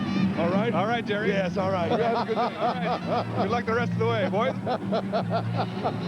Bruno. Well, he must not be talking about me because the only Bruno I know is Bruno Gerussi, and he's in that series down on the West Coast. So Mark Lee does the job on both sidelines today. An incompletion as they looked for Ben Cahoon once again. What is it about big offensive tackles? They are always trying to kick up a little trouble. Oh, you got to have some fun. I mean, this is what it's about right now, and that's what I like. One of the things in all seriousness that I think the pinball is going to get is he gets a lot of character. And I mean, that's what you really want to build, a team with character. You may have a lot of great players, but if you can't get them to play together, you really have nothing. But if you get a team with a lot of character, you can do great things. Third down, Baker in. Adrian Smith is deep this time. Takes the ball on a hop. It is nailed by Tracy Gravely at the 30-yard line. 39-yard punt. 5-yard return. It's still the Alouettes by 4. Toronto Argonaut offense that amassed 474 yards last week against Winnipeg has been held in check for the most part, but for the running of Michael Jenkins here this afternoon. That's what the Alouette fans want to get their hands on. 4 consecutive years of losing in the Eastern Final. Bell play action and a completion. Boy, there were 2 Toronto receivers almost hand in hand there. But Tyrone Brown has the catch. Well, as you say, Tyrone Brown, Daryl Mitchell side by side. You're never supposed to be that close to another receiver. You got to spread out, use the whole football field. Look at this. Look at those guys, both of them in the same spot right there. So obviously, again, you and Jerry Krafts couldn't get that close if you tried. Hey, I respect the big man. Anybody that big that can move, and you know, listen, who's the back that's got 100 yards rushing right now? They're behind those big guys in the white. So hey, the boys up front and the fullback Tony Burst are doing the job today so far. Tyrone Brown apparently back on the Christmas card list of his quarterback after a flare-up in the first half. It is a first down, 6 minutes to go, third quarter. They fake to Jenkins, they fake the reverse, and they go downtown for Tyrone Brown, and just overthrown. Secondary, though, with pretty good coverage there, not fooled. Well, as you say, a little play action, a little reverse to Mitchell, hold it, and then trying to get a streaking Tyrone Brown. But I tell you what, Davis Sanchez and Alfonso Roundtree do a great job of running stride for stride and not allowing Tyrone Brown, number 83, to pull away from the pack. So it'll be 2nd and 10 for Toronto. That was the first real glimpse of some razzle-dazzle that was suggested from the Argonauts. They haven't had a lot of time to work on the gadget plays this year. Bell looking for Jenkins, and he's got it. Jenkins making the catch with Mark Washington on top of him. And again, they say he has good hands. May not be the best route runner, but he can catch the ball. Well, he does a nice job of showing us that right now. I mean, the ball goes, he goes up to get the football, climbs his little ladder, his step ladder, gets up there, catches the football, juggles it, but secures it enough as he goes out of bounds that it's called a catch. Nice job of securing it against his shoulder pad, not allowing the ball to bounce. So he's now over 400 yards receiving on the year, approaching 1,000 yards running. It might come here. Michael Jenkins dragging them down to the 25. 25 yards for Jenkins. Remember, he needed 128 coming into the game. A nice job again of going off the right side. We talked about Mayer, Krafts, Annunziata getting out there, get on somebody, and look at him burst through that. Breaks the tackle of Sylvester Miller, and then it's daylight. 2 guys, Roundtree and Sanchez and company, to bring him down. He had lost 5 yards on his last 2 carries. It pulled him down to 97. He got 25 there, and now he's 6 yards short. Here's Jenkins trying the left side, cutting back, and Swift with. And Jenkins gets just 1. And you know what? They really do a nice job of trying to mix it up as far as where they're attacking with Jenkins. A lot of times it's between the 2 tackles. We also see the toss. That's what this one is. It's just going to go to the outside. They take away, they string it out, they force him back inside where Swift Birch is able to bring him down after about a 1.5 yard gain. So he's about 4.5 to 5 yards, still short of that 1,000 yards, Chris. They give him 2. So he needs 4, and the Argos need 8 on 2nd down. Bell has time, throwing, Tyrone Brown, touchdown! The Argonauts regain the lead as Bell and Brown have reconnected in the second half. Nice, it all starts up front. I know I love the offensive line, but they allow Kerwin Bell to look at his primary receiver, his secondary receiver, and come back and throw that football to Tyrone Brown, who hides behind Alfonso Roundtree and Stephon Reed. I mean, he just sits there. Look, he's checking left, comes back to the right. He sits there. There's Sanchez, but number 37, who was on the right-hand side of your screen when he caught the football, did not even see Tyrone Brown. Marini for the point after. Toronto Argonauts have regain the lead here late in the third quarter in Montreal. A week ago, he was challenged by the head coach at halftime, responded with 3 touchdown passes, and here he looks much sharper, and so does the whole offense in the second half. Well, it's got to be halftime adjustments. For whatever reason, they come out. They're not on the same page in the first half. They go in and evident last week, the same thing.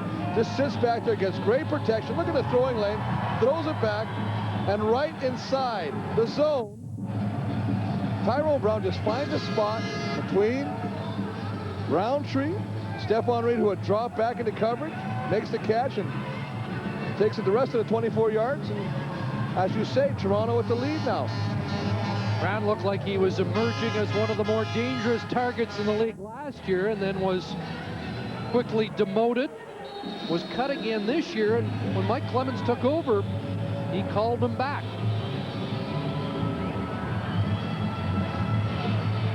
Roundtree has dropped deep for Montreal, along with October, but it will be Roundtree from his 16. Alfonso Roundtree, who has an interception today. First time we've seen him in a return roll this afternoon, and 12 yards on that return. Well, Tyrone Brown caps the Argo drive. It started with a nice catch by Michael Jenkins, who then did some damage on the ground with a 25-yard run.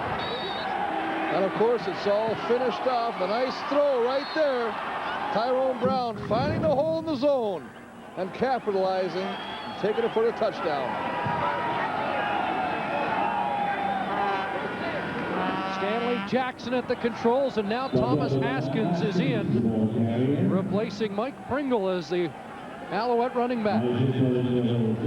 Haskins, I'd suggest, the premier backup running back in the league. Oh, he's a starter on any other team in the league. I mean, a lot of teams would love to have him on his roster. He's in a situation he's quite happy, because not only is he a dangerous running back, a different style than Mike Pringle, but he's a great back catching the football out of the backfield. Charlie Tapp wanted to work him in to the starting offense more this year. Injuries have prevented that from happening. Ben Cahoon with his second catch, savoring a 1,000-yard season, and moves the sticks. Well, just the same thing, and it's funny, you watched Calvillo in the first half. His favorite target was Kevin Alexander. Stanley Jackson comes in and quietly and quickly, his favorite target is being Ben Cahoon. He just finds another opening in his zone right in front of Byron Capers, makes the catch and moves the chains. Under 2 minutes remaining in the third quarter, 14-11 Toronto. First down, Jackson looking deep, and it's nearly picked off. Intended for Sylvain Girard, who was open for a moment, and then Marcelo Simmons closed on the play. Nice job of Marcelo Simmons making up ground, reacting to the football in flight. As you say, Sylvain Girard makes a move to the inside ahead of Adrian Smith, and you can see right there, he's got a couple steps on him right there. He's thinking, I got this catch, I'm finally going to get some stats. But Marcelo Simmons comes over, covers a lot of ground, and almost comes up with the interception himself. Girard, a product of Concordia. Some say he's the fastest man in the Alouette camp. Whoops! Jackson lost the ball, and Johnny Scott's on it. There is a penalty marker down in that Alouette backfield. And now the discussion, a debate, Jackson saying that was a throwing motion. Well, anytime this happens when a quarterback's got his ball in the throwing position, it becomes, was it a throw or was it a fumble? We're going to first off know that we got a holding call against the Alouettes. Holding, Montreal number 59, decline, third down. Well, the 13-year veteran Pierre Verchemont with the hold on that play. And third down tells us it was an incomplete pass. And we're seeing some substitutions on that offensive line as well by Montreal. Right now we're seeing Flory in there. Lefsrud's getting a chance to play. Mike Pinball not happy with that call. Felt it was a fumble and felt his team should rightfully have possession. So Baker on third down with Adrian Smith deep.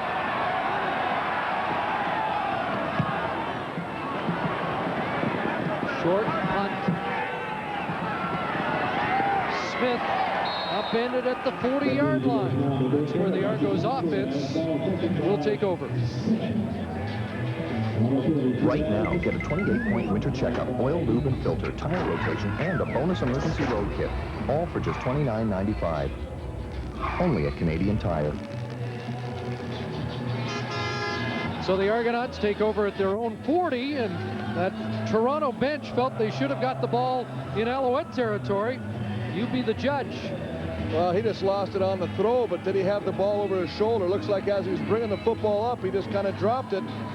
That's what all the hubbub is about from the Toronto bench, because they felt the fact that he didn't have his arm over his shoulder or in the throwing motion, that it was a fumble. From that angle, it looked like he dropped the ball as he was bringing it up to throw. So definitely could have been classified as a fumble. Erwin Bell stays in at quarterback. Here's Jenkins. And Michael Jenkins up to the 48, and that should do it. That should be a 1,000-yard season for the rookie running back from Toronto. You know, Chris, not only that, 1,000 yards. Remember, tomorrow is the second ballot of the Outstanding Player Awards, and he is a candidate from Toronto for Rookie of the Year. And they feel now that Albert Johnson III from Winnipeg has been, for lack of a better word, disqualified, that he has a great chance to come out of the East. Jenkins again, and he burst through. He's over 1,000 in style in the late stages of the third quarter. Now you mentioned something very interesting, Chris, in the fact that this Montreal defense, the last 4 games, has been incredibly stingy against the run. But Michael Jenkins, a great reaction and the ability to stop, much like the running back, another star, future star, Darren Davis of Saskatchewan yesterday. The ability to change speeds and direction. This time they fake to Davis and they throw the swing pass to Daryl Mitchell. It's the 1-2 punch that Pinball Clements wanted to utilize today. Jenkins far more successful than the veteran Mitchell on this afternoon. And we're through 3 quarters at Molson Stadium in Montreal, and the visiting Argos have the lead.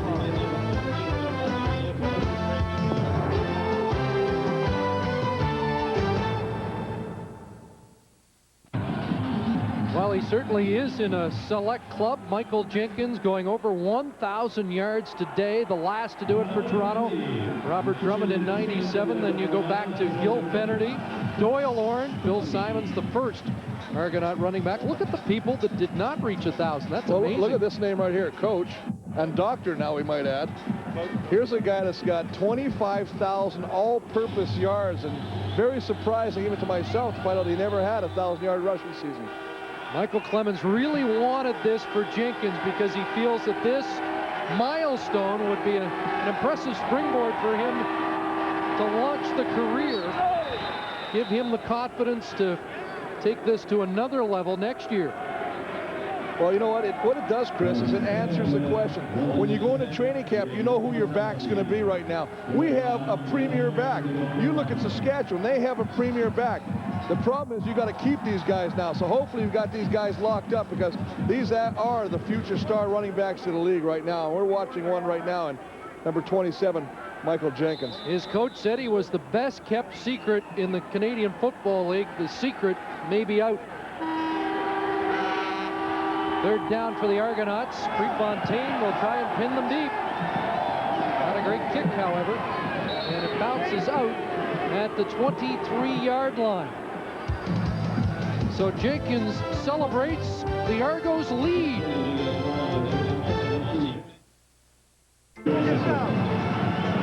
Wherever I go. Wherever I go.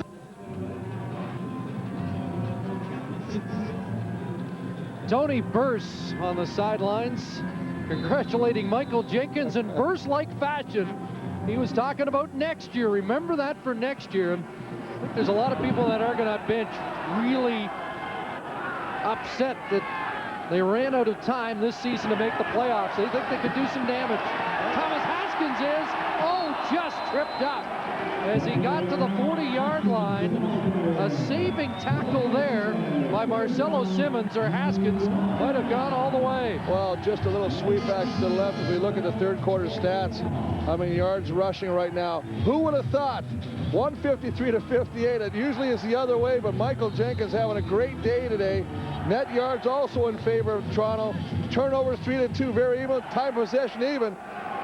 And that's reflected by the score, with Toronto leading 14-11. Jackson at the controls, looking for Haskins. He's got it. Thomas Haskins out at the 24.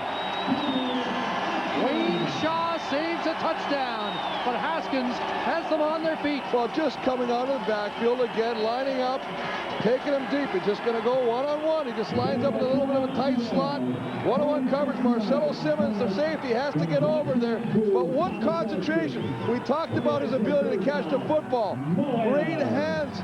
Does a nice job of there bouncing it, not being distracted by the cover man, Simmons, catching it, as you say. Good thing for his helpers, Wayne Shaw, because otherwise Haskins is taking it to the house. 46 yards. Now they fake to Haskins, a bootleg. Jackson, and he misfires to Alfonso Browning, who was open again.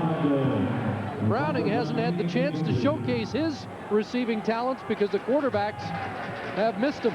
They have missed him, but one of the things they said, the reason he wasn't playing earlier on the year was they felt that when he came back from his injury, Chris, he was not getting separation from the cover man. This is just a poorly thrown ball. Jackson doesn't hit him. If he puts it on the money, I believe that he's got the separation. You can see he's got 2 steps on Capers. 2nd and 10 from the Toronto 24. Argos protecting a 3-point lead. Here comes the blitz. Jackson got it away. John Climbing has a first down. Drilled out of bounds, but not before he gets a fresh set of downs for Montreal. And one of the things we talk over and over about this athletic ability of Stanley Jackson to run the play action, to get him to outside, to buy himself more throwing time. All he does is he hits Climbing, a little fade route to the sidelines. He does the rest, picks up the first down, and 10 more yards as he closes in on 1,000 yards. He's 18 yards away now. 1st and 10 from the 12. Haskins with a burst, a cutback, fumbled at the goal line. It's loose in the end zone. Who's got it? Argo football. The Argos come up with the ball as Haskins drops it, and Adrian Smith gets on it. Can you believe it? Unbelievable turn of events. What should have been a touchdown ends up being a turnover. Instead, a key turnover. Boy, pretty much did it himself the whole drive. Does a nice job of changing direction. Just stop. He's going to go outside, cuts it back inside. As he does, and tries to break the tackle, Houston, number 25. You see him coming in, gets his hand on the football, strips the ball, and Adrian Smith recovers in the end zone. Uncharacteristic of this Alouette team that leads in takeaways and has given up the fewest giveaways this season in the CFL. Well, we've seen a couple of costly fumbles. We saw Winston October on that punt return fumble the ball. We've seen another fumble right now by Haskins, and very, as you say, uncharacteristic. But if you're going to be a coach and you want to play a little philosophy, would you rather have it happen now than the big game? Now Jimmy Kemp is in here in the 4th quarter for Toronto. Jenkins on 2nd and 5, and he'll be stopped short. Mike Clemens, when we talked to him yesterday, wasn't sure how he was going to deploy his quarterbacks, whether he would go with Bell all the way, use Kemp, or use Kemp and Jay Barker. And, you know, that's totally understandable because, remember, they had, for all intents and purposes, believed that they were going to be in the playoffs. It wasn't until that, you know, the morning or the night before that Winnipeg had basically burst their bubble. So he hadn't really thought about it. Now he's confronted with the situation of, you know, do I start playing some of my guys, some of my alternates who maybe not get a lot of game action? Will Kemp play, and will Jay Barker see the field today? I just got the feeling he really wanted to finish this season and this resurgence with a win. Prefontaine punting the ball away. And October got by the first wave. And then Glenn Young finishes him off. Penalty marker for no yards on the field.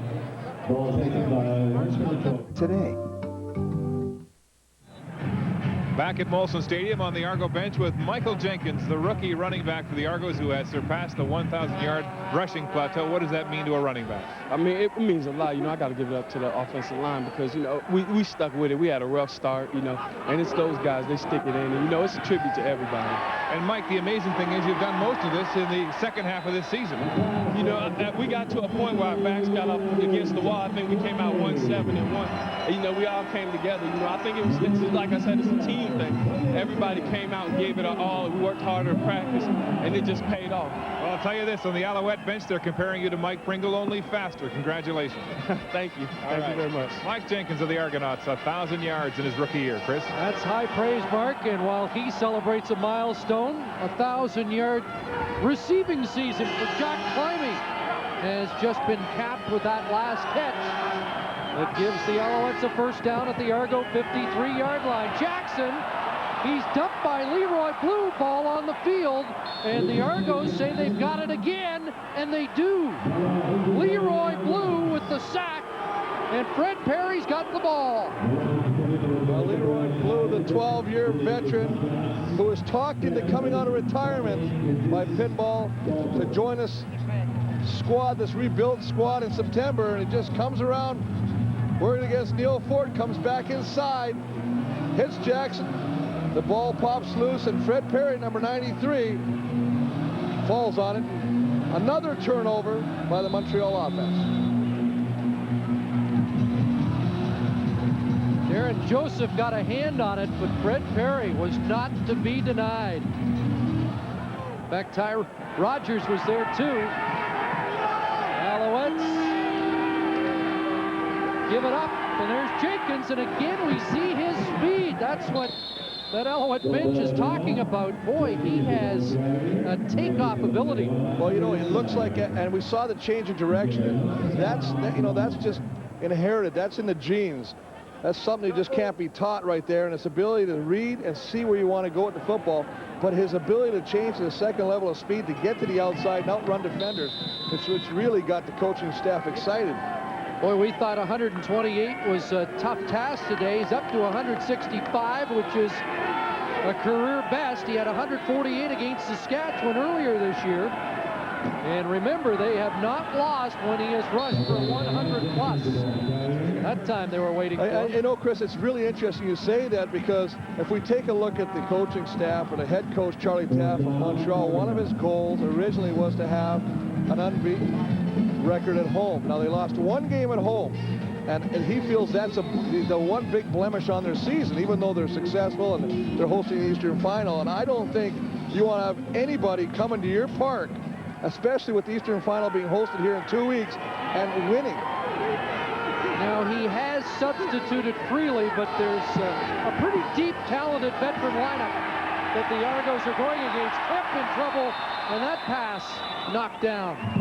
Well, I mean, we can look at the fact that Lester Smith, who's got 8 interceptions, who's being honored yesterday at the Hall of Fame in Citadel down in where's Charleston, South Carolina. That's where he is. I mean, he's out, and of course Baron Miles is out. So those are two of your main key guys on the defensive secondary. But you know, you got to give points where they're due. And I mean, Toronto's not laying down, and they're sticking with this running game. And boy, I tell you what, they found a back in the future, number 27, and that offensive line looks pretty good as well. 2nd and 10, Kemp throwing. He has a completion and a first down to Daryl Mitchell.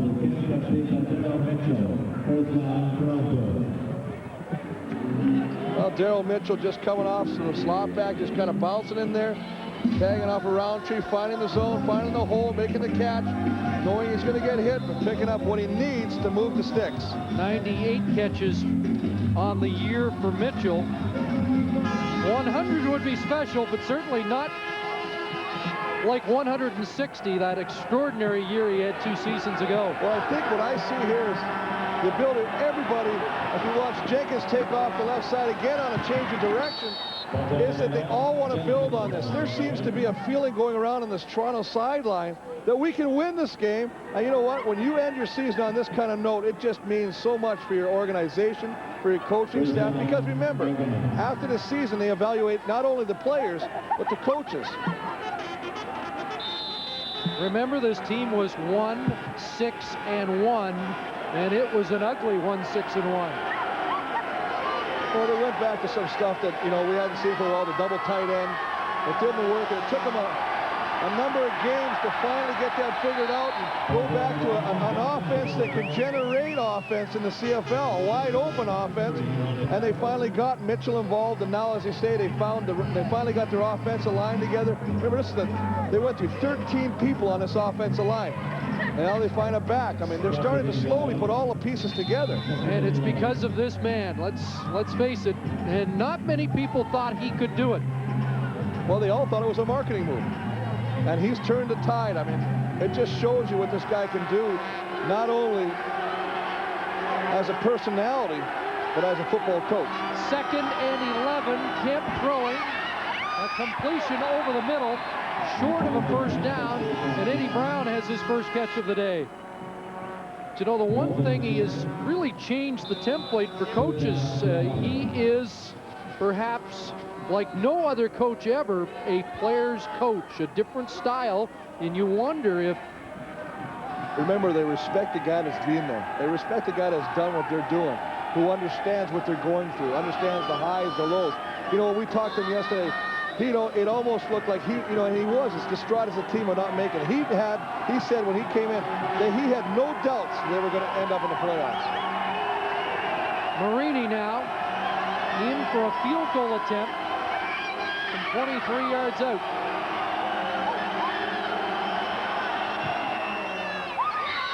And he adds to the Argo lead.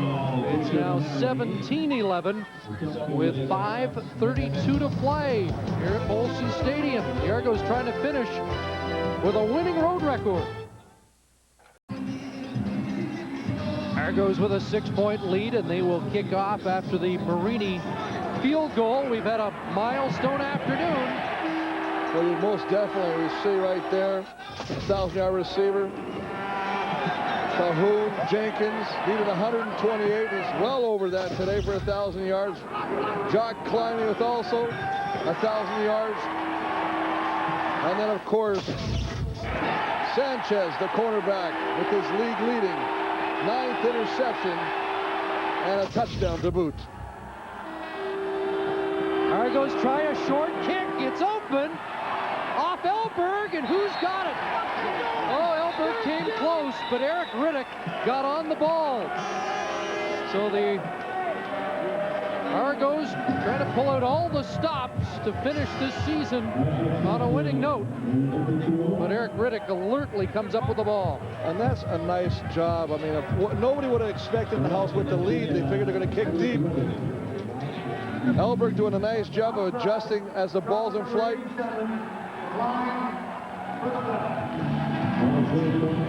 Unfortunately, had he recovered the ball with Daryl Mitchell being offside, and would have negated a great play, but what a great effort by number 3, Brad Elberg.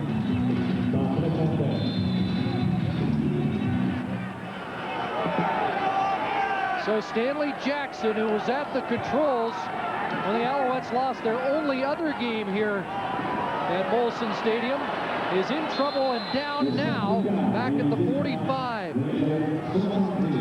Well, Roger Dunbrack with this team-leading 9th quarterback sack. Top Canadian nominee for the Argos. What a season he has had. You know, and he's not a real flashy type guy, just a hard worker working against one of the best, number 53, Uzumo Okeke, but just keeps working. And that sack is a result of everybody else working and flushing him over. Dunbrack being the recipient of that. 2nd and 14 after the sack. Jackson throwing, complete. And Girard will pull away. Sylvain Girard, touchdown. There is a flag on the play.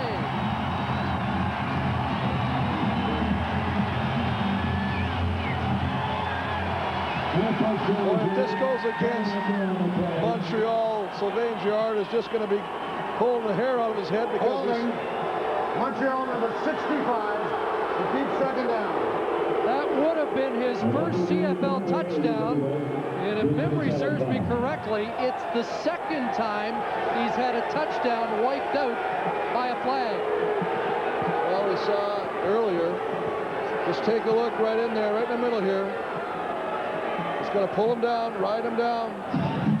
Kevin Lepsrud, the rookie who graded out so well in his first start last week against the Calgary Stampeders. Boy, Chris, we also saw evidence of that speed you talked about earlier by Sylvain Girard. He just pulled away once he caught that football. I think last year, late in the season, and I believe against Winnipeg, he had a touchdown called back. So they go back to work. Second down 24, and Jackson flush from the pocket.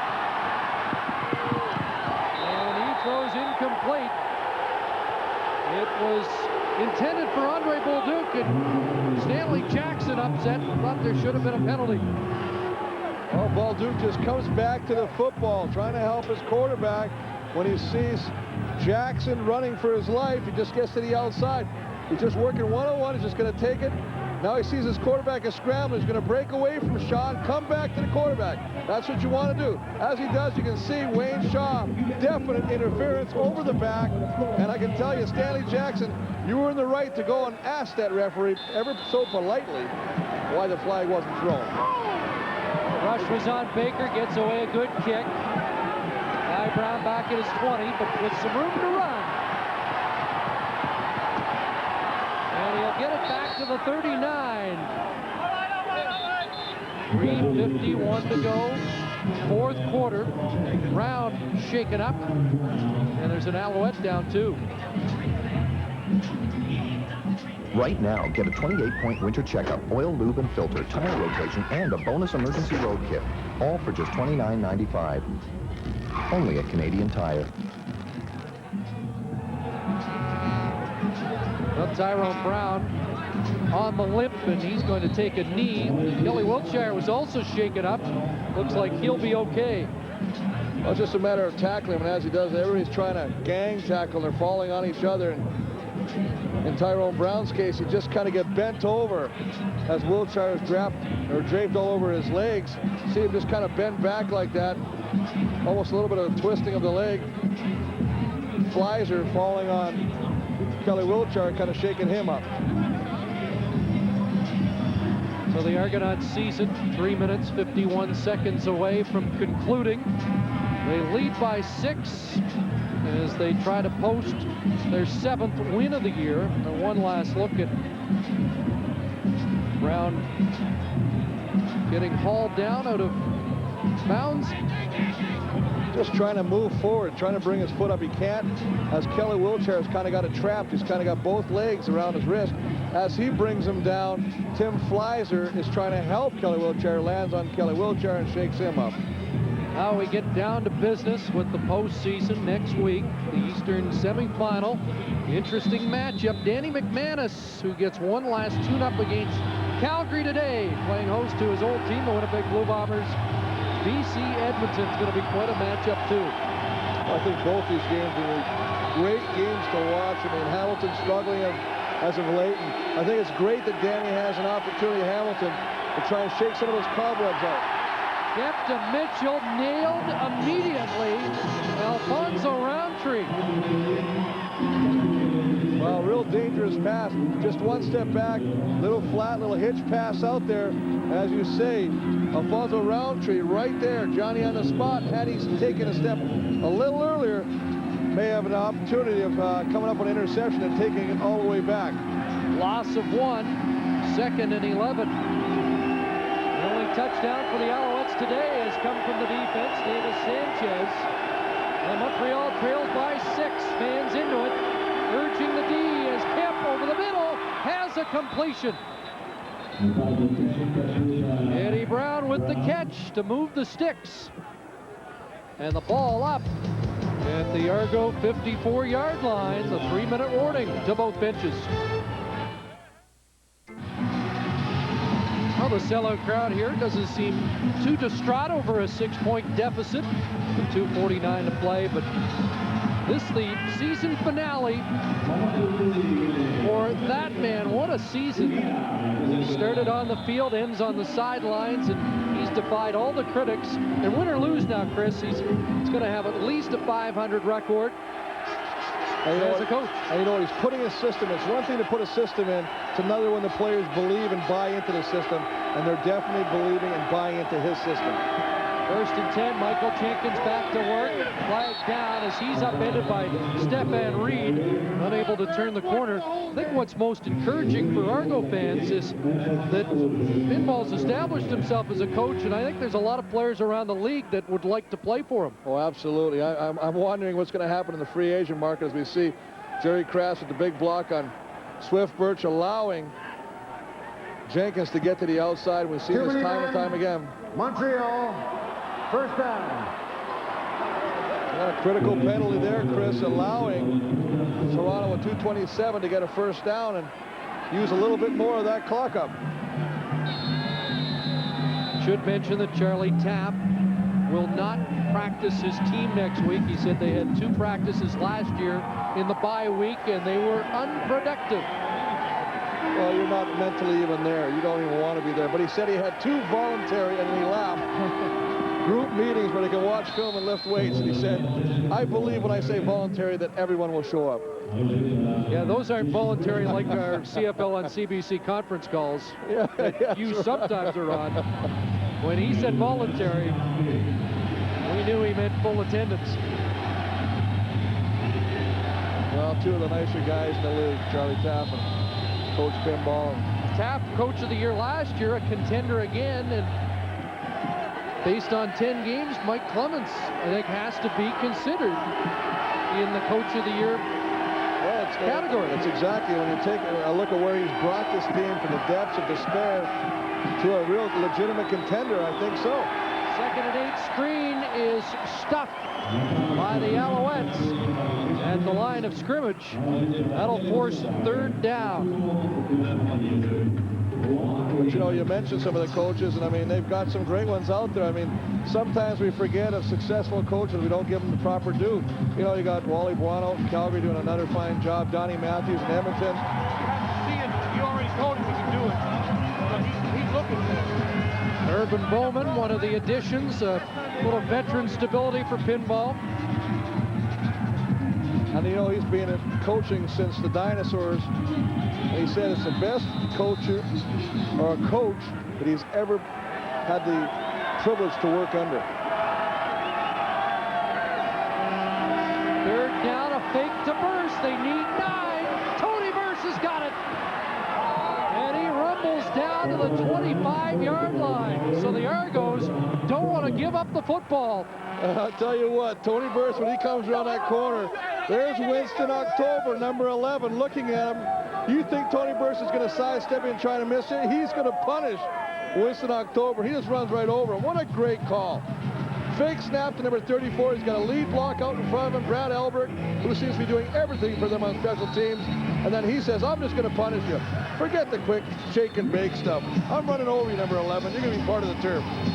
Well, we saw Pinball, the young coach, and the veteran Urban Bowman conspiring. And we did get a gadget play or 2 in the 2nd half, as promised. Well, you can just sense that it's a lot of fun. And, you know, next year, 2001, if you don't have season tickets out in Toronto, you better hustle your buns and get some, because this is going to be an exciting team to watch. 90 seconds to go. Clock running. 1st down. Kemp, short drop. High throw. Incomplete.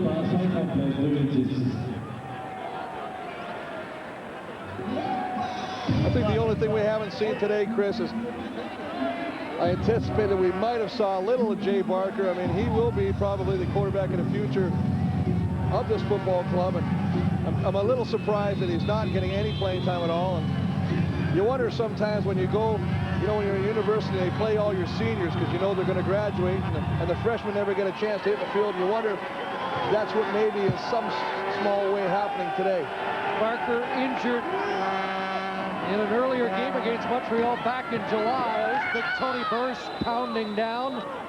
Well, you know, and down, but I tell you what, as he's doing that, the whole Toronto bench, they're standing up and they're bouncing up and down like a bunch of schoolboys. They're having so much fun.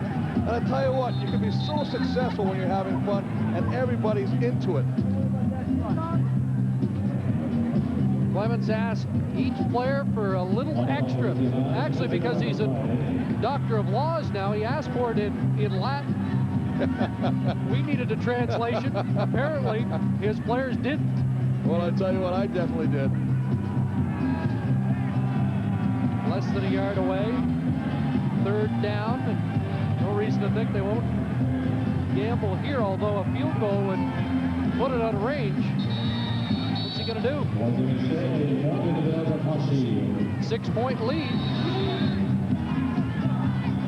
Well, 6-point lead. If you get a first down here, basically, you can almost eat the rest of the clock up.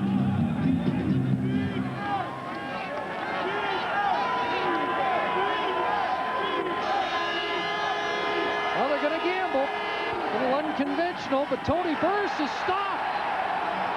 And the gamble this time did not pay off. Well, what a burst up the middle. Ed Fillion coming through, number 75.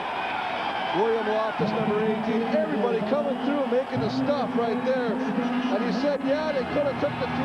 They could have basically put the game out of reach, but no, that's not Coach Pinball. He says, you know, you guys are having fun. Look at the penetration. That's the man right there. 75, Ed Fillion. You stand up to block. You make Tony Burris run into your back. You're the man who made it happen. And you could tell after that play was over, Chris, that maybe the Alouettes took exception with the amount of celebrating that the Argos have been doing. Well, it's a pride thing. You know, yeah, there's maybe nothing on the line for this game, but maybe bragging rights. Remember, first off, coming into this game, Toronto hadn't scored a touchdown. They got a couple today. Final minute. Al's down by 6. Here comes the blitz. He gets it away. Alfonso Browning at the 24-yard line. He has 6. Charlie Tapp's crew getting ready for the Eastern Final. Jock Climbey telling us yesterday it'll be like his Grey Cup. 12 years in the league. He hasn't got to a Grey Cup game yet. And we know all about Montreal's frustrations. Remember the big key factor. 4 times in a row in the Eastern Final. 4 times the bridesmaid. Cahoon punished out of bounds, and again the fans looking for a penalty marker that wasn't thrown. Well, this will be a real test of character right here. You can see he's going to have to air the ball out right now. Remember, he's playing with a lot of substitutions in here. Chris, in their only other home loss, Stanley Jackson was at quarterback, drove the Alouettes the length of the field in the final minute, and was just unable to put it in the end zone. Jackson in some trouble. Unloads. Browning knocked down. Byron Capers there defensively. Well, Byron Capers there defensively, but I tell you what, Stanley Jackson makes this play himself by the fact of getting himself out of trouble. He should be sacked. He stands in the pocket. There comes the pressure. Look at right there. Johnny Scott's got him. He gets to the outside, throws it deep, and almost a great catch by Alfonso Browning. Taft's team also wary because they've been beaten by both Winnipeg and Hamilton this year. 2nd and 10, Jackson under pressure again, and he'll skip out of bounds at the 37th after 5. That'll set up 3rd down. Well, here it comes. This is the big play. 3rd and 5, just over a half minute remaining.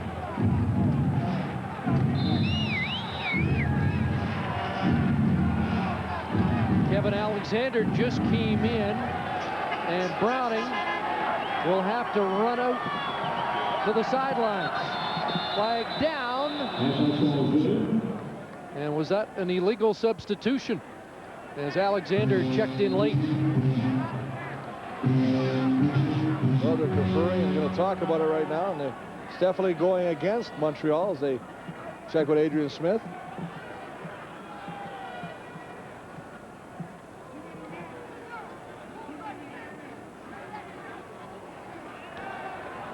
Illegal substitution. Too many men in the huddle. Montreal still third down. And you know, the only reason that is because as Kevin Alexander came in, Alfonso Browning was still in the huddle. That's kind of a funny call because you know they're substituting. I don't really think it's a necessary penalty, but that was the reason, because they're both at the huddle at the same time. Anthony Calvillo just went 30 minutes today. So it's 3rd and 15. Jackson under pressure, he's downed. Johnny Scott with the sack that will ice this game with 26 seconds to go, and the Argos prevailing 17-11. Charlie Taft talked at halftime. He said, you know what, Johnny Scott has proven to be a thorn in our side in the middle right there. We've got to get him blocked up.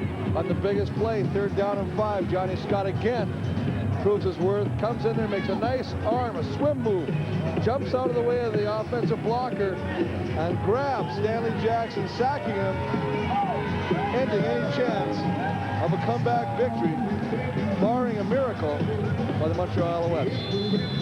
Well, the Alouettes will finish 12-6. Second home loss, barring that miracle.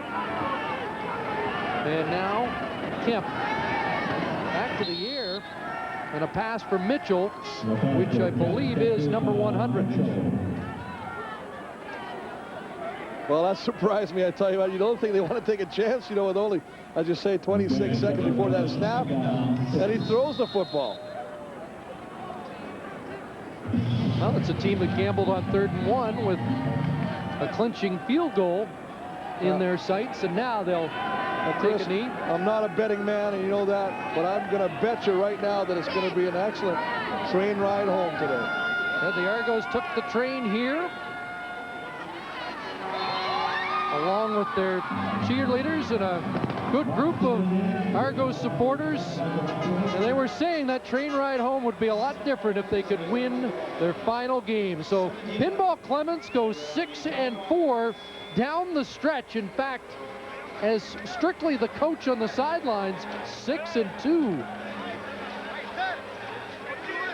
And congratulations to Charlie Taft, first place in the East, and they'll get ready for the Eastern Final in 2 weeks' time. He's not going to be real happy about that. You know, there were some good spots, but there's some, you know, some difficulties at Chanteau. But you know, we saw some substitutions, and that's always going to take place.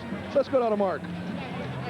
All right, Mike Pinball Clemens, congratulations on your win. Finished this season with a tremendous record, winning more games than anyone thought except possibly you. Well, you know what? The guys just did a tremendous job, and I need to give a prop to my coaches. I keep saying the players, but the coaches gave them a chance to win. Coaches don't win ball games. They can lose them, but they don't win them. But they gave them a chance to win, and that was key. The players took everything from there. Tell me about the attitude of this football team. As you mentioned, you were held hostage to that one win in 8 games at the beginning of the year. Here you are, 5-0 against Eastern teams, and only the second team to win here in Montreal this year. What about the attitude change in this team? Well, you know, this team believes that they can win any game, but we're not going to kid ourselves. Montreal rested Calvillo in the second half. For much of the second half, Pringle sat down, but this team believes they can beat anybody. It's a shame we won't get a chance to get in the playoffs because we think we can win the Grey Cup. It is a shame, but what were you playing for here today? You know what? This was a celebration of what they had come through. They had come through a lot, and a celebration to where they're going. We feel that this team will be a strong football team next season. How about a comment on your running back here, your protege, so to speak, Mike Jenkins, getting over 1,000 yards in his rookie season? I love this little guy, and I was never as good as he is. He is awesome. We're just going to call him Michael. He is in the area of greatness already. I know it's early, but he is awesome. Here's Mike Jenkins now. Mike, I know we talked to you during the course of the broadcast, but this now setting in for you must be a thrilling season to go over 1,000 yards, which is really the benchmark by which we measure running backs. Yeah, like I said, you know, it's a good team effort. You know, everybody was out there working hard today. You know, Kerr went back there smiling. You know, he worked real hard. Everybody went hard today, you know. And it's just a team celebration. Right? Yes. It's not an individual thing. Here's another man who had a big milestone here today, Daryl Mitchell. Daryl, 100 catches in a season. Congratulations to you. Yeah, thank you. I mean, it was a good team victory, and I don't have nobody to thank but my coach, Coach Penner, because he believed in me and he believed in this season. I mean, it's sad that things had to end this way, but that's the way the ball bounces. Can you put this season into perspective? We talked the day that Mike Pinball Clemens was named the new head coach.